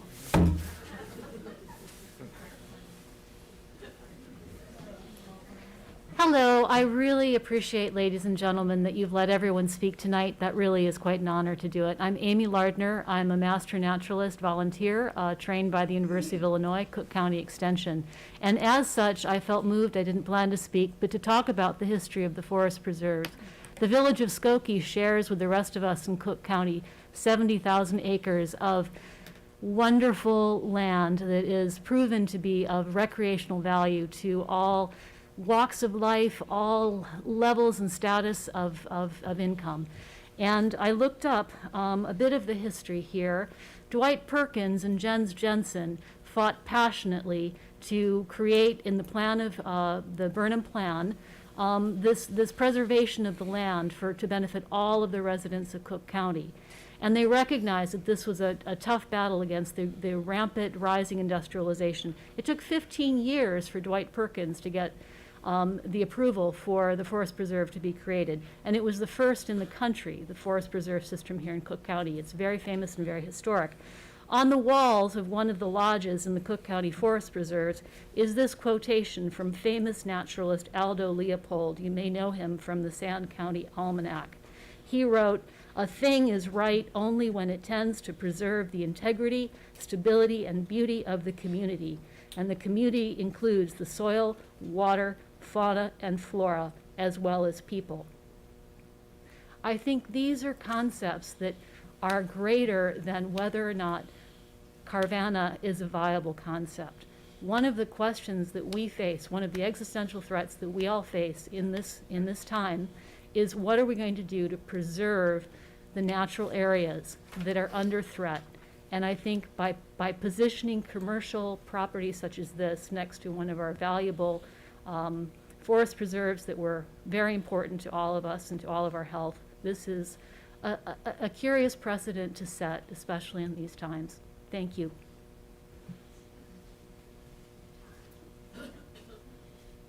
Hi everyone, my name is Rebecca Shields, and I do not like microphones, so my voice might quiver a little bit because I feel like everyone's looking at me.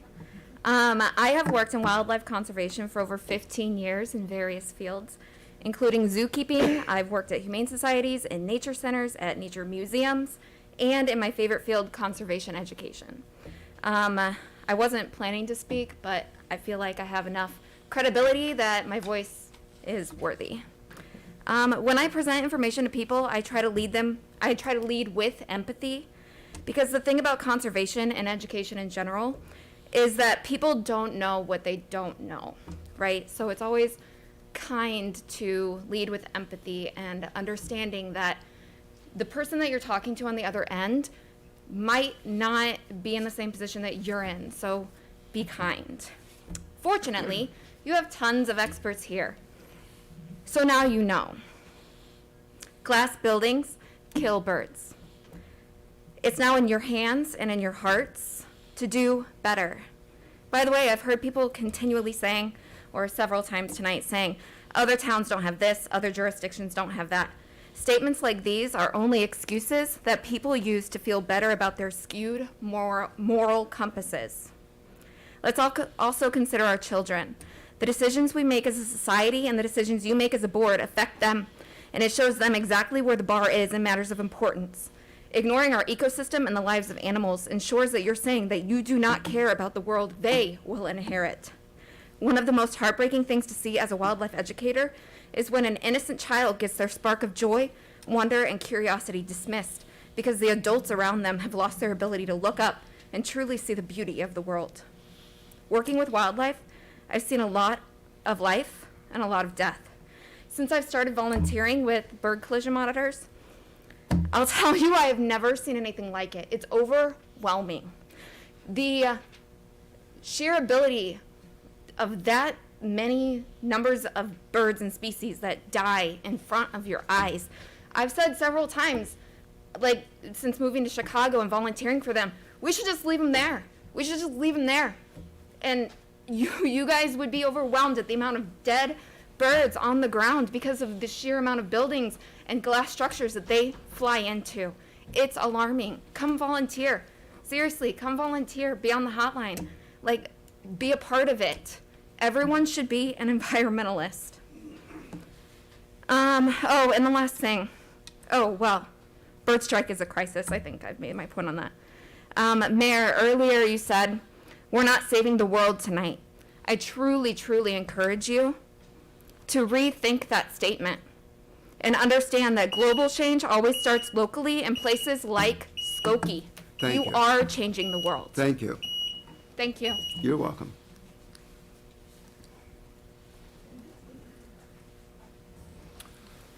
Good evening.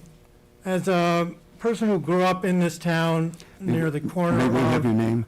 Craig Horowitz, who grew up in 9133 Kedvale, near the corner of Church and Kedvale, I can tell you that I drive by this site 12 times a day, in the daylight and at night.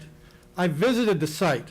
I well understand as a business owner why Carvana would like the eyeballs that this site can provide.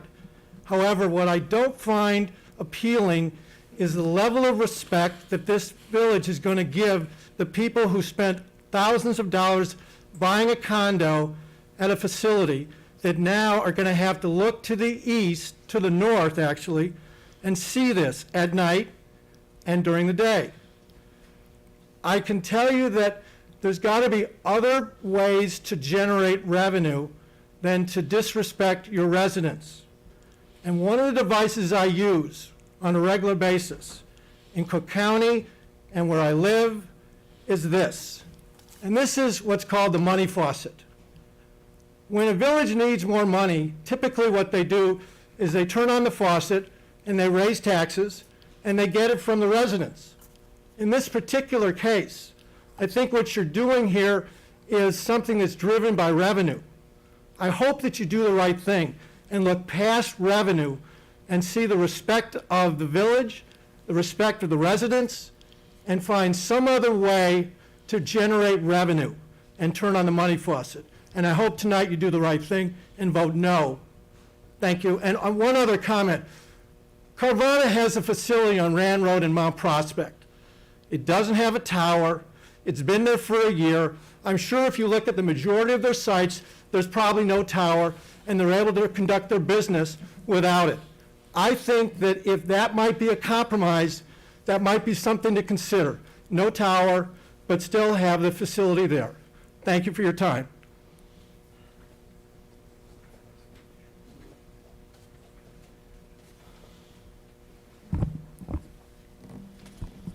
Hello, my name is Matthew Girabach. I kind of have a weird background, which drove me into finding interest in both sides of the argument. I am a project manager for a commercial electrical contractor, so I review projects like this every single day. I look at blueprints like this every single day. But before I was doing that, I was a professional zookeeper. I have a background in zoological sciences. I have a degree in it. Ugh, public speaking is different though. Unfortunately, I do not have case studies to support my views and my stance. I can only speak regarding my experience in the construction industry and the conservation industry. I would like to reiterate a point the Optima representatives mentioned regarding construction.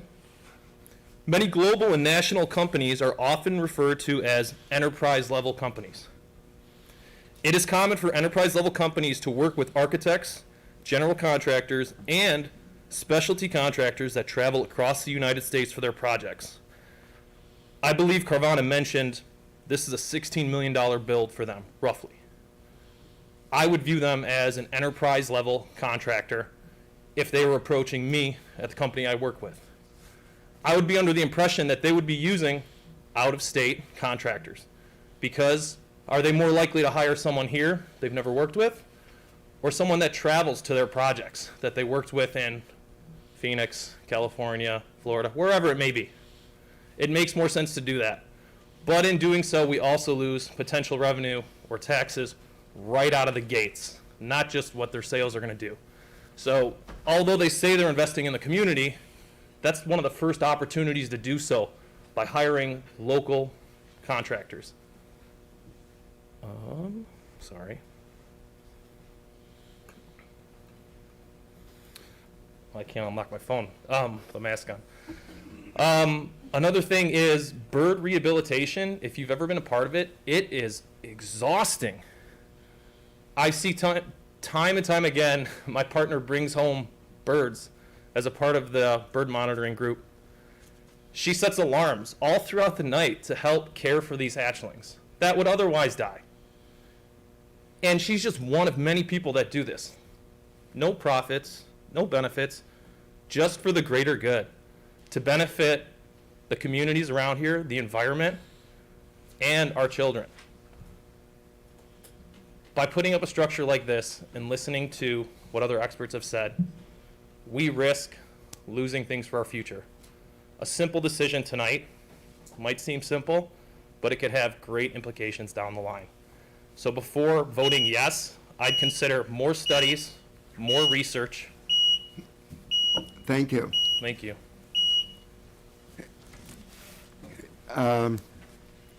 We have motions on the floor, comments by members of the board, and then we will vote. Trustee Johnson? Yeah, just a few final things. So first of all, I just want to say we serve as representatives of the people of Skokie. At our best, we're advocates for the people. The people of Skokie overwhelmingly, can you hear me? This is not a project that is supported by Skokie residents. The thing I really want to talk about is environmental sustainability. The village of Skokie is in the process of revising its 5-year sustainability plan. We are in the process of creating a new chapter of our comprehensive plan to focus on sustainability. And we are also kind of on the verge of signing on to the climate action plan for the Chicago region. So this is a big year for sustainability in Skokie. We have an obligation to make sure that our commitment that we are expressing to sustainability really lines up with our actions. I've been keeping a list for the last few weeks of the environmental organizations that have reached out to the village board expressing concerns or outright opposition to this project. We have heard from the Illinois Department of Natural Resources, the Illinois Nature Preserves Commission, the Sierra Club Chicago Group, the American Bird Conservancy, the Chicago Ornithological Society, the Chicago Audubon Society, the Chicago Bird Collision Monitors, Go Green Skokie, Go Green Wilmette, Friends of the Forest Preserves, Evanston North Shore Bird Club, Citizens Greener Evanston, Natural Habitat Evanston, Bird Friendly Evanston. We have heard from science professors at Northwestern, at DePaul, at Loyola, at National Louis University, and at Roosevelt University. By my count, at least 8 of our 12 sustainability commissioners have voiced opposition to this project. And lastly, yesterday, we received a letter from Deborah Shore, who is a Skokie resident, but is also the current head of the Environmental Protection Agency's Midwest region. She said this tower would be, quote, a blight on the landscape, quote, equivalent to an illegal billboard along the Edens Expressway, and, quote, not in keeping with Skokie's values. I'm going to read you 2 sentences that she wrote us, and then I'll end. She said, birds and other affected creatures don't have a representative at planning or zoning meetings. We are the proxy votes for nature, those of us in public service, and it's important to be mindful of that when difficult decisions are made. That's all I have to say. Thank you. Does anybody else have it? Trustee Robinson. Thank you. I prepared a statement, so just bear with me.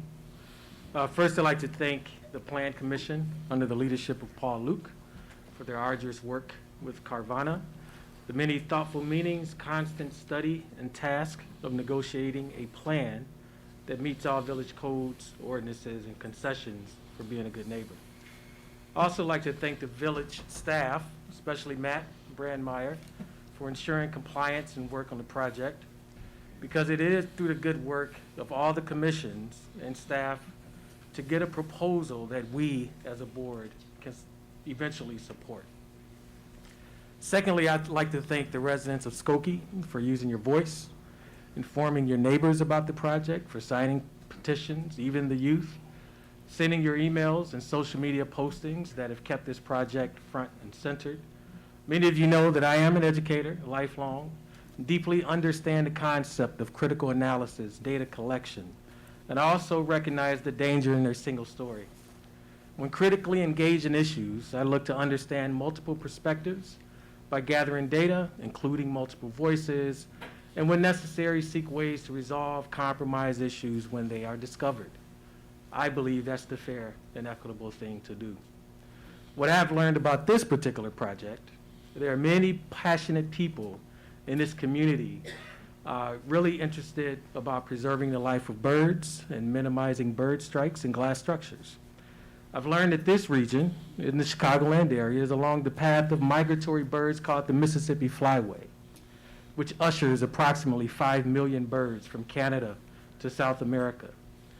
I also learned about bird-friendly glass and the recommended patterns that may reduce bird strikes. I also learned about the migratory seasons in the fall and spring and understand the science, or better understand the science, and recommendations about the impact of night lights and nocturnal bird travel.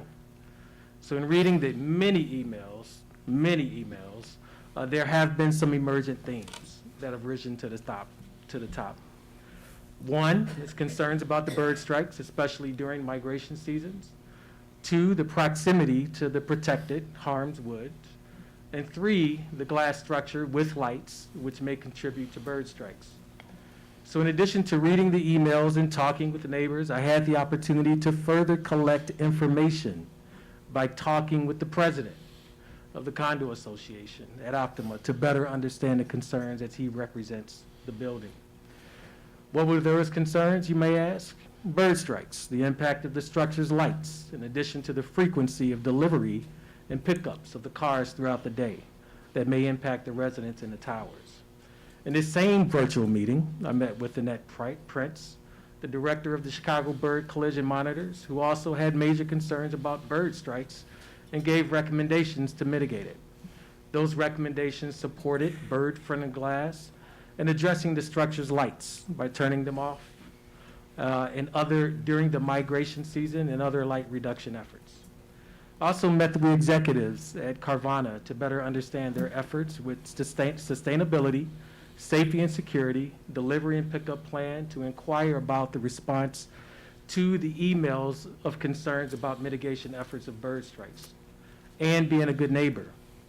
Their response, agreeing to approximately 64 feet of bird-friendly glass instead of the initial 54, to honor all requests of lighting, including today's new condition of turning off all lights during migration periods, as Trustee Sucker presented earlier, and rerouting initial truck routes and revealing an average about 4 to 6 trips daily during 7 a.m. and p.m., and potential spikes during the sales peak month after tax season.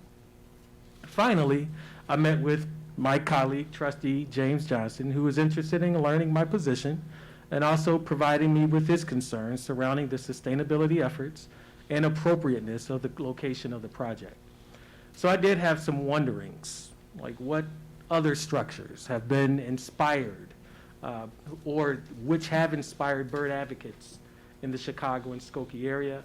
What other structures have a high standard of bird mitigation? I wondered if Carvana will set and lead a new standard of bird mitigation efforts in the village, state, and the nation. Will this set a new standard for residential homes and buildings moving forward? I, for one, have certainly had bird strikes in my own home a couple of times a month. So all in all, I learned that this problem is bigger than this project in Skokie. The state of Illinois doesn't have statutes that address the reduction of bird mitigation or strikes. Furthermore, it's a national concern. So with all the glass structures in this area and other state and national municipalities, there must be a plan to prioritize bird strikes and mitigation efforts. So I did want to give a shout out to Denise Stonebeck, our state rep, who has started this work by proposing an amendment to state wildlife law for buildings built after March 1st to limit unnecessary light between midnight and 7 a.m. during migration season. So I am interested in supporting and participating in any study with bird strike mitigation in the future projects in Skokie moving forward to do our part in the collective effort to support the movement. So I do take my position as village trustee solemnly. I may not get it right every time, but you can be rest assured that I've done my due diligence and my homework in the most critical way. I trust my colleagues who sit here today with me. I do not count how many voices of yes and no they have cast in the past, because I believe that they have done their due diligence to represent the people and not politicize this most special gift of being an elected official in the village of Skokie. Thank you. Thank you. The first vote is on Plan Commission Case 2021-24P, Zoning Chapter Amendment. Call the roll, please. Trustee Sutker. Thank you all for being here, for participating. I do think that the Village of Skokie, Carvana, and the community stakeholders have set an example on how to create economic development and be sensitive to the environment and residents. This is bigger than just voting yes or no. It is also about the process. I respect the process.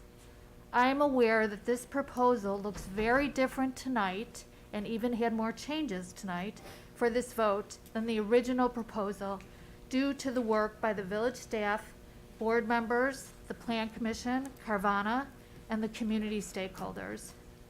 I don't understand how any board member could publicly announce how they were voting before tonight's meeting without even knowing the motion on the floor.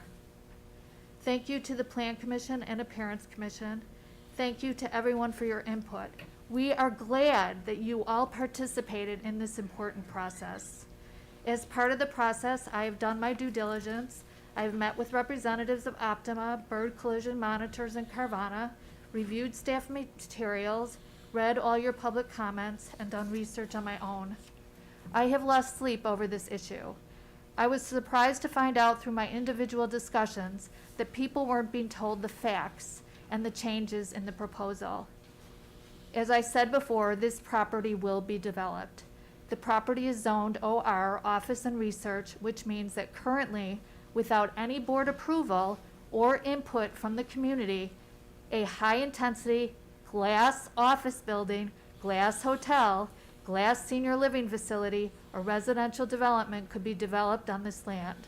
I hope and expect that this robust discussion will prompt changes in the future. I need to vote based on whether this is a reasonable land use and whether mitigations were put in place. I vote aye. Trustee Robinson. Aye. Trustee Kuhn. As an elected official, I consider myself to be a public servant. I take this role very seriously. No matter what my personal opinions, I would never make a decision until I've weighed in on all sides of the issue. As a resident, it would be easy for me to say no. Don't build Carvana here. But in my official role as trustee, the issue is more nuanced. I must be willing to hear all sides, consider the facts presented before us, and consider the policy implications for the village because this ultimately affects the viability of our community. I've heard arguments from multiple perspectives. To prematurely decide an issue before it's even presented to us, I would be undermining our entire process of governance. It is disingenuous and disrespectful to our honest, hardworking staff, the commissioners,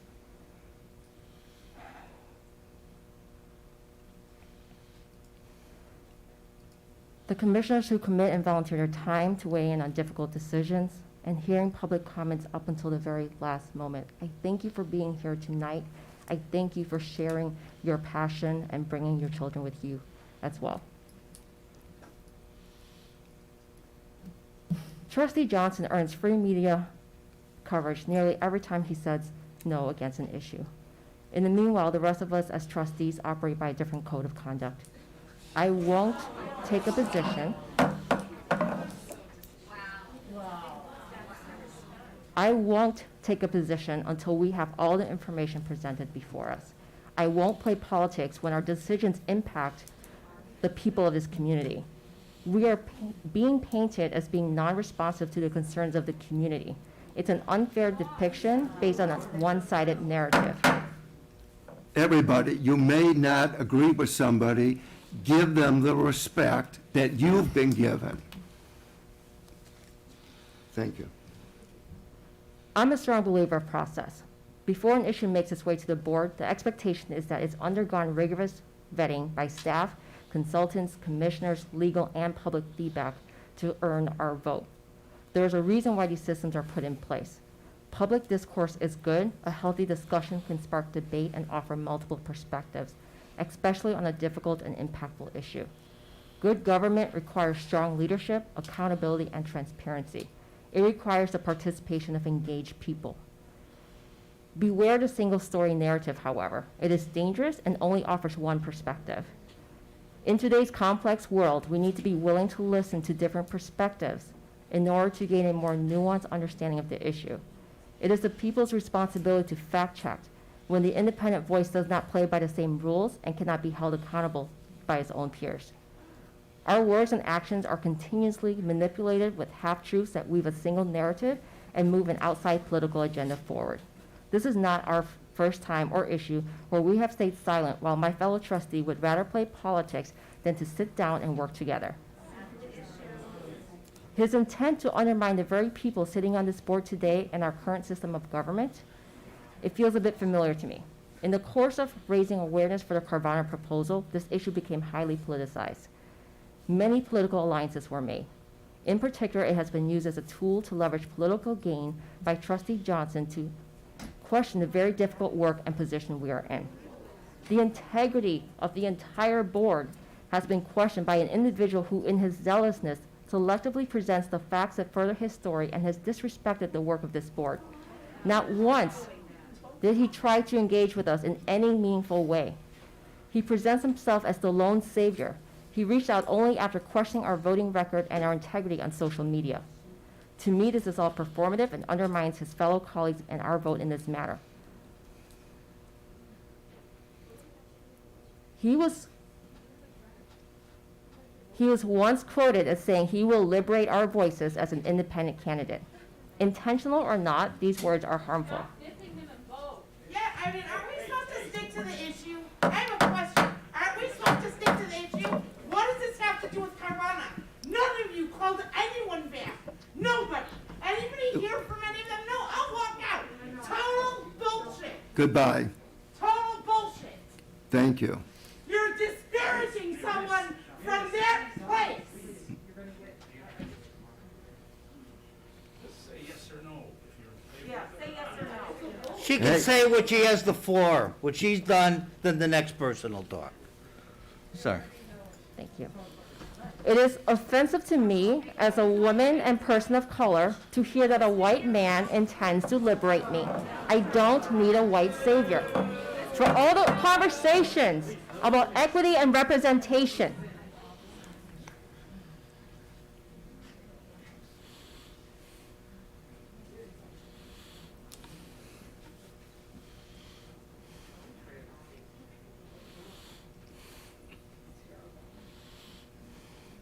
for all the conversations about equity and representation, I am the first Cambodian American woman to be elected to any position in this country. Trustee Robinson is the first black person to sit on this board. We have a long history in social justice work. A white man who claims to be progressive and tried to diminish our voice by questioning our voting record. He successfully invoked so much emotion about the protection of wildlife, birds, and the values that we as a community have in Skokie. What does it say, though, for a progressive community such as Skokie to fall trap to this one-sided narrative? As chair of the Sustainable Environmental Advisory Commission, I met with staff to evaluate our current processes, and I believe that we have a good path forward and how we can inject CX's current concerns about the environment while balancing the need for economic development in this community. We are in the preliminary phases of discussion, and this idea has to be further vetted before we present it to the full board and to the public for review. I am doing the work that I need to do to help move this conversation forward. We cannot continue to have one controversial proposal after another. That is evident. SEAC needs to be engaged early on, and we need to have a process built in for them to raise their concerns when new development may negatively impact our environment. I am doing my work as trustee and leading these difficult conversations with staff and the commission's chair. I challenge the people in this room who claim to be progressive, how a relatively unknown person with little experience in this community prior to last year, whose only goal is disruption, challenges his colleagues who have lived in this community, raised our families here, and have been deep in community work for decades, not years. I welcome an independent voice. We should all be critical thinkers. It would be refreshing to have another set of fresh eyes and perspectives to review the issues before us. But he consistently misrepresents the issue by selectively choosing facts that fit his narrative. I may not agree with my colleagues on all issues, but I respect them. I have the courtesy to work with them through difficult conversations and willingness to understand their perspective on the issues. It doesn't have to be contentious. I have stayed silent on this matter until now. My integrity as trustee has been called into question. I am forced to defend my position today. I've worked too hard to earn the trust of this community to have it questioned by someone who can speak freely without being fact-checked and questions my voice and my vote. I believe that your word is everything, my word is everything. I may not speak up much, but I do listen, and that is a trait that is undervalued in society these days. Our work is nonpartisan. I don't comment on positions prior to a vote because as a local elected, I take seriously my duty to weigh in on the issues impacting our community to the very end. I also consider the long-term implications of that policy. Part of good governance is negotiation and compromise. On this side of the table, it is our responsibility to work with the mayor and our fellow trustees to put together good policies. Be part of the solution, not just criticize the problem.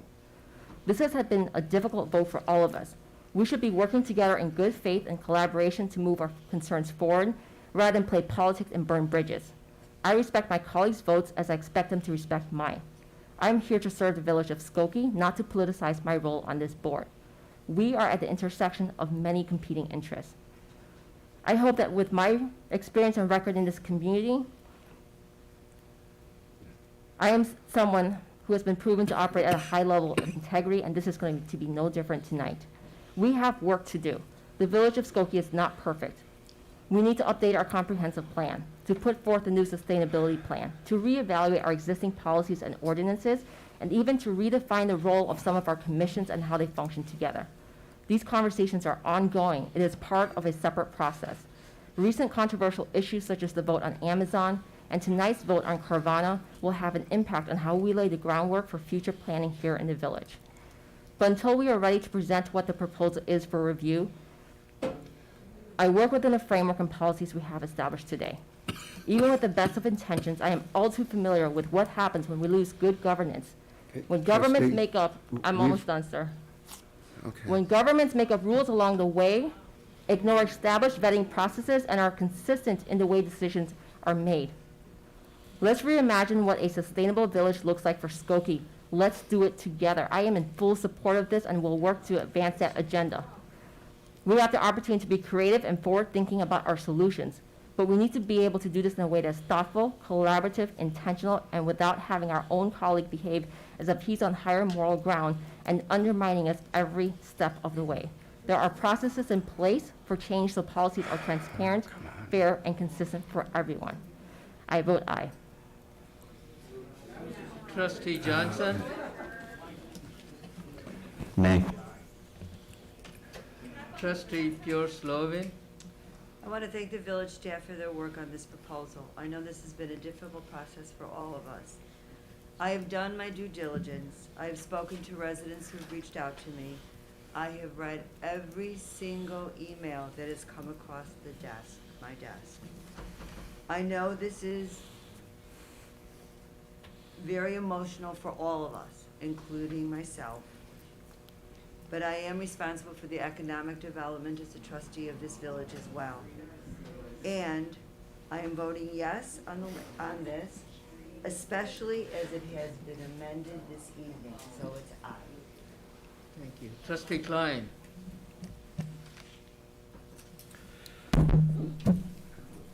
There are three groups here tonight. One group is here to protect wildlife.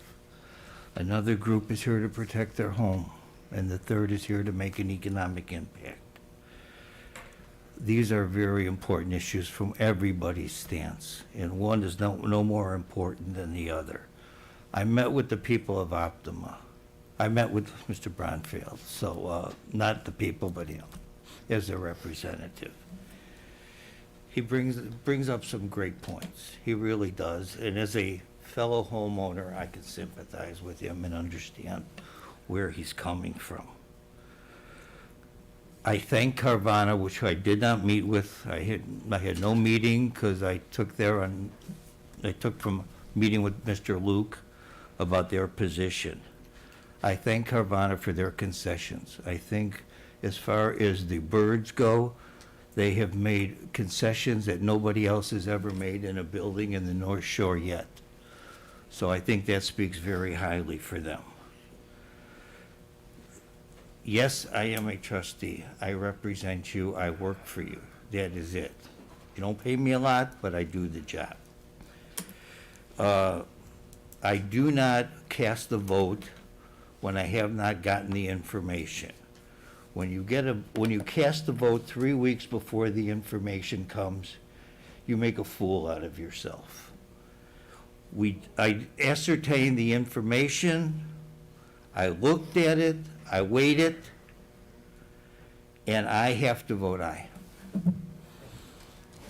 Mayor Van Dusen. Aye, the motion passes.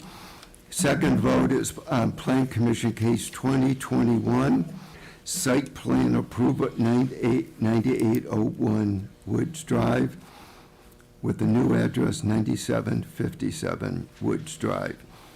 Call the roll, please. Trustee Sutker. Aye. Trustee Robinson. Aye. Trustee Kuhn. Aye.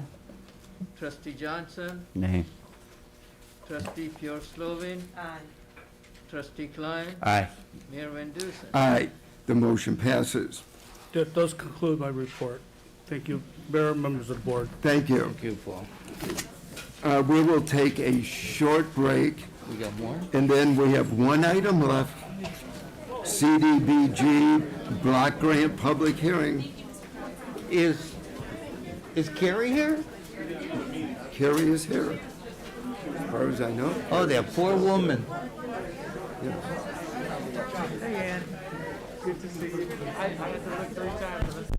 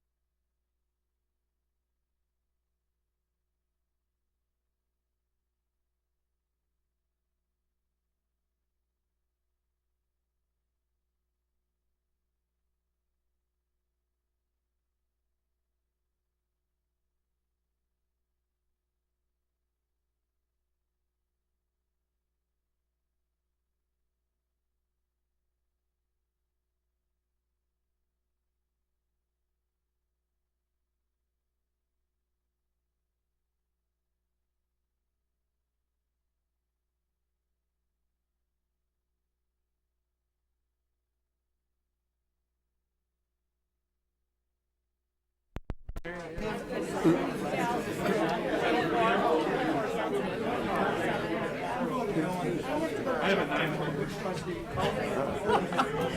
Not happy about that. Yeah.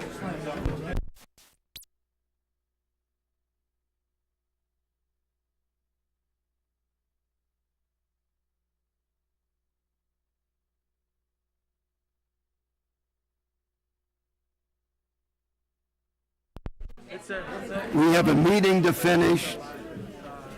Thank you.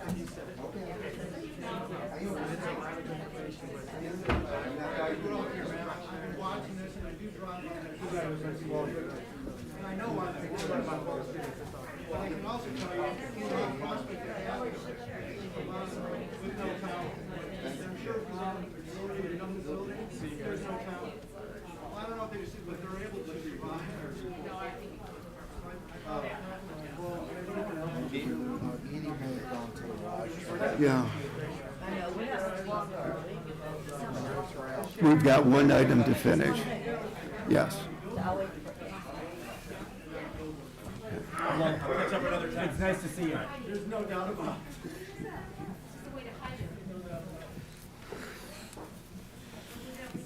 Okay.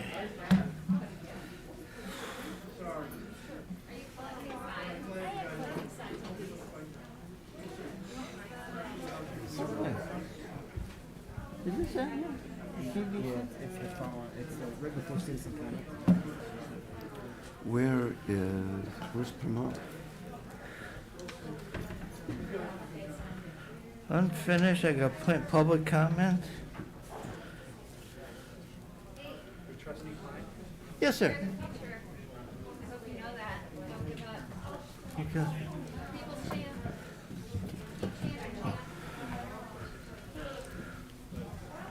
Down where? Oh, public comment? Okay.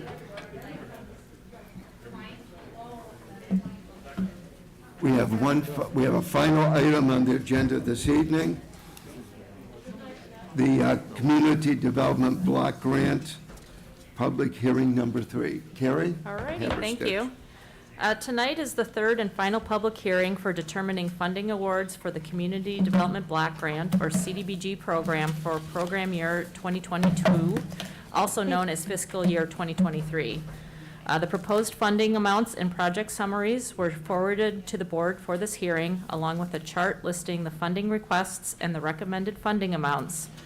Also forwarded was the annual matrix showing the historical funding allocations to all agencies and organizations that have ever received CDBG funding from the village, including the recommended funding for the coming year. Staff from the Health and Human Services Department reviewed the public service proposals and helped shape the staff recommendations regarding such activities. And community development staff communicated with petitioners regarding rehab or capital improvement projects. Funding recommendations take into account existing conditions, immediacy of the problem, necessity of the public services, coordination with the work of the village's Health and Human Services Department, priorities of the village's 5-year consolidated plan, and conformance with the CDBG program village and village regulations. So tonight is presenting the budget recommendations in preparation for the 1-year action plan, which will be on Monday, March 7th. And the vision statement is for Skokie CDBG program will provide a better quality of life for low and moderate income residents through bricks and mortar projects and service activities. We have a total of 5 goals. 3 of them are under the capital improvements or that bricks and mortar approach. One goal for services and 1 for planning and administration. The estimated entitlement is $600,000 We don't know yet, and even our HUD rep isn't sure when the funding amounts will be announced. We're reallocating $105,000 of past funds, and then we also have received roughly $7,200 in program funds to date for this year, which we can use to calculate our public services cap, for a grand total of a little over $712,000. We're maximizing the 20% planning and administration cap and the 15% public services cap, which leaves us with 65% of the budget for public facilities and construction. So $120,000 for planning and administration, over $91,000 for public services, and then over $500,000 for public facilities and construction. Just as a background, every dollar that we receive from HUD has a date stamp on it, so we have to use those funds within 3 years, or we have to return those funds back to HUD. So we make sure we spend that funding, so we're able to invest in our vulnerable residents and not have to give it back. So for our program administration, looking for the day-to-day activities, our 5-year consolidated plan, our 1-year action plans. We have a total of 5 for each consolidated plan. Our year-end report, pre-construction meetings for the construction and rehab projects, quarterly and semi-annual reports, and then also administration support. And we are continuing to budget a little bit for the Regional Assessment of Fair Housing. At this point, it's been kind of on hold because of COVID, so we're just budgeting just in case, so we have it available if we need it. Public services, we are recommending reductions from the requests that have been received. About 5 or 6 years ago, we established a tier system.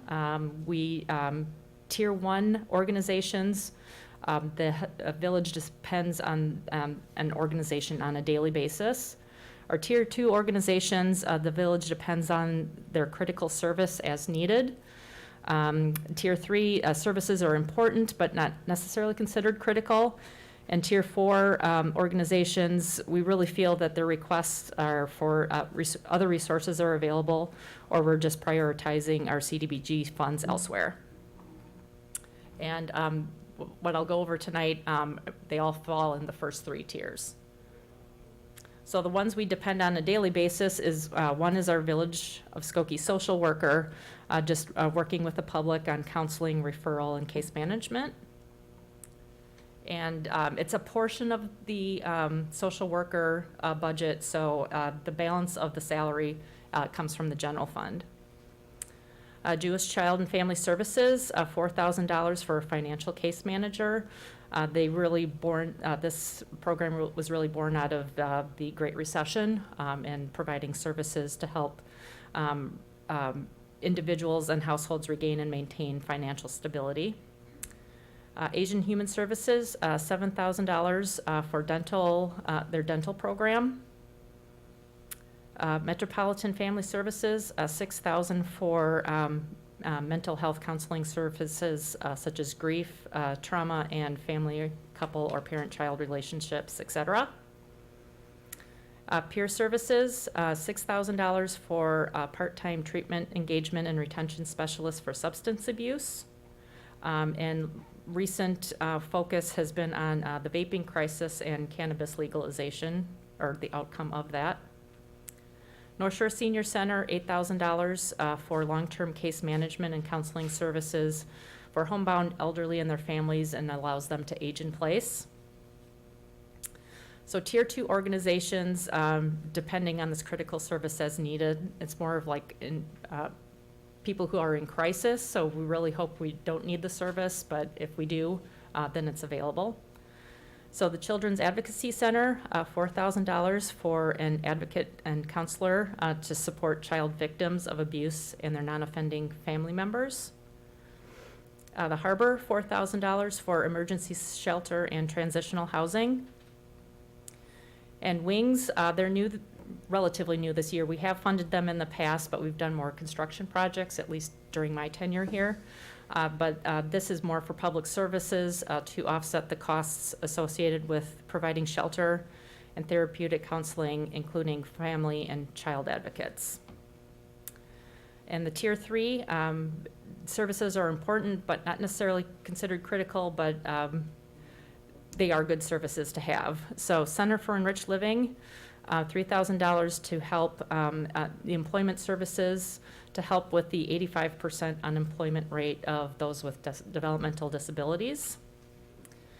And Impact Behavioral Health Partners, $3,000 also for employment services, serving Skokie residents with mental illness.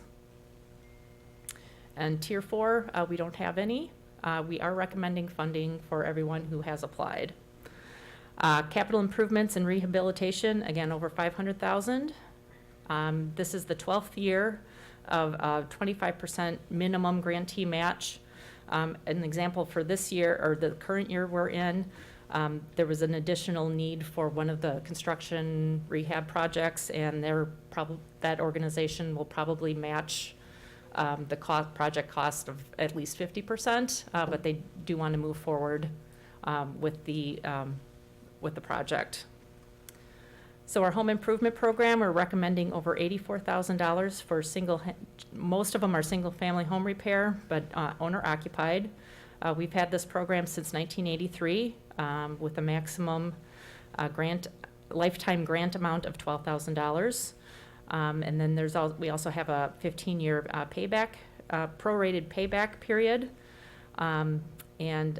There's an income eligibility test, and if people in the past had maxed out, we used to have, the cap used to be $8,000.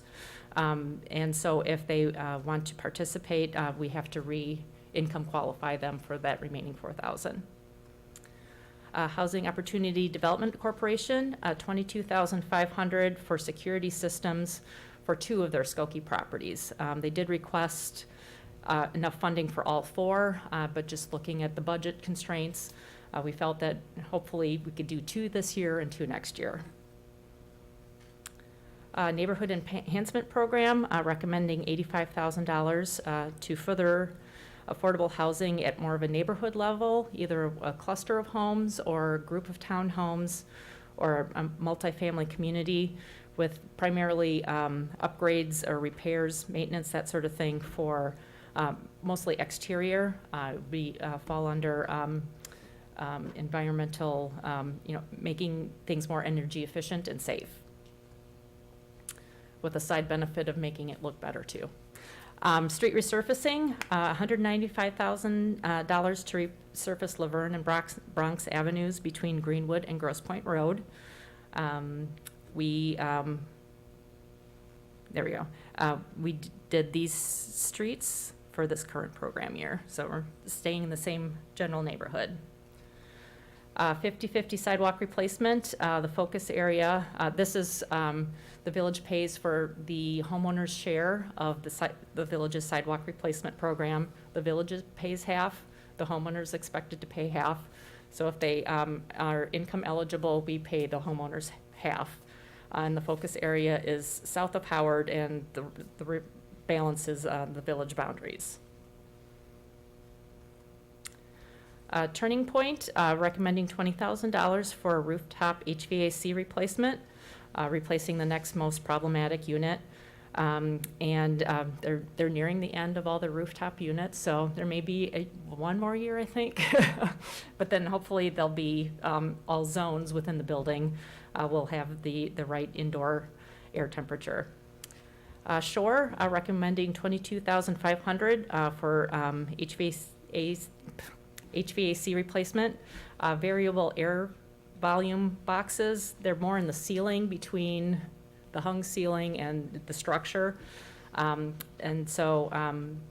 also nearing the end of that project as well. There'll still be at least 4 left to replace, but helping with, again, the indoor air temperature balance. CJE Senior Life, the Robino residents, $21,500 to improve safety and security for the residents. One is to install an intercom system so they can communicate during emergency. And then also installing a magnetic hold-open door system for the main suite doors, so they can close in case of emergency, but also can be left open most of the time, and hopefully there's no emergency, but it's there for safety. Search, $22,500 for one of their group homes, ADA bathroom accessibility improvements. And also Orchard Village, $25,000 to also make ADA bathroom accessibility improvements. They initially requested full redo of their two bathrooms. One is very well ADA accessible, maybe just a few fixtures need to be replaced or that sort of thing. So we're kind of tried to budget one full bathroom plus select improvements of the second bathroom. And distribution adjustments, so we're able to plan now, even though we don't know the budget amount, as long as we build in a flexibility into our draft and final action plan. So we factor in a 20% flexibility. So if we receive less than $480,000 from HUD, then we will enter into a substantial amendment process. If we receive more than $720,000, we'll just hold those funds over and reprogram that for the next program year.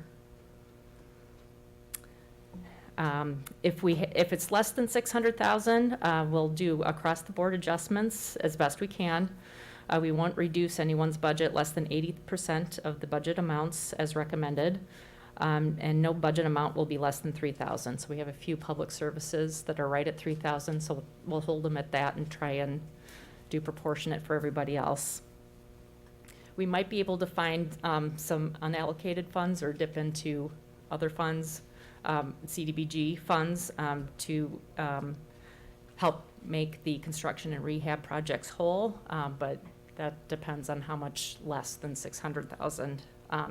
We try and hold a little bit for emergency purposes, so we'll see how that goes. Hopefully it'll be more than $600,000, we won't have to worry about it. If we do have funding greater than $600,000 from HUD, we will maximize that 15% cap for the social worker position. And then the home improvement program, add to that up to the $90,000 ask for that line item. And then any balance we'd put forward towards the neighborhood enhancement program. The application submittal deadline is typically March 17th, but since we don't know the budget at this point, it'll be some time after that. But the absolute latest deadline is August 17th of this year. Are there any questions? Yes. Oh. A motion to accept and approve the recommendation as presented this evening. A motion is Trustee Johnson, seconded by Trustee Klein. Trustee Klein has a question at 12:15. I just noticed one thing. Yep. Erie was not on the list. Yes, they did not request funding this year. Are they still servicing our residents, though? Yes, they are. Yeah. They have requested funding in the past. We have not recommended putting CDBG funding towards them after working with Health and Human Services staff. They do have other funding sources, so the Health and Human Services staff really felt that the CDBG funds could be applied to the organizations that typically apply for CDBG funds through the village. Okay, the mayor wants me to keep talking, but I'll just say. Okay. Thank you. Comments or questions? If not, call the roll, please. Trustee Sutker, I need to abstain. Trustee Robinson, Aye. Trustee Kuhn, Aye. Trustee Johnson, Aye. Trustee Pure Slovin, Aye. Trustee Klein, Aye. Mayor Van Dusen. Aye, the motion passes. I just wanted to note, I discovered yesterday that one of the great hearts of the village passed away. Some of you, I think, may have known Rabbi Douglas Goldhammer.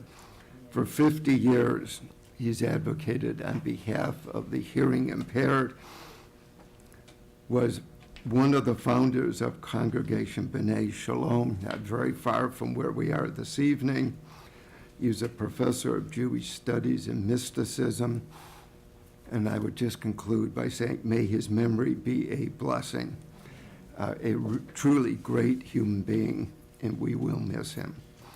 Does anybody have any comments that they want to address to the village board? If not, Trustee Sutker.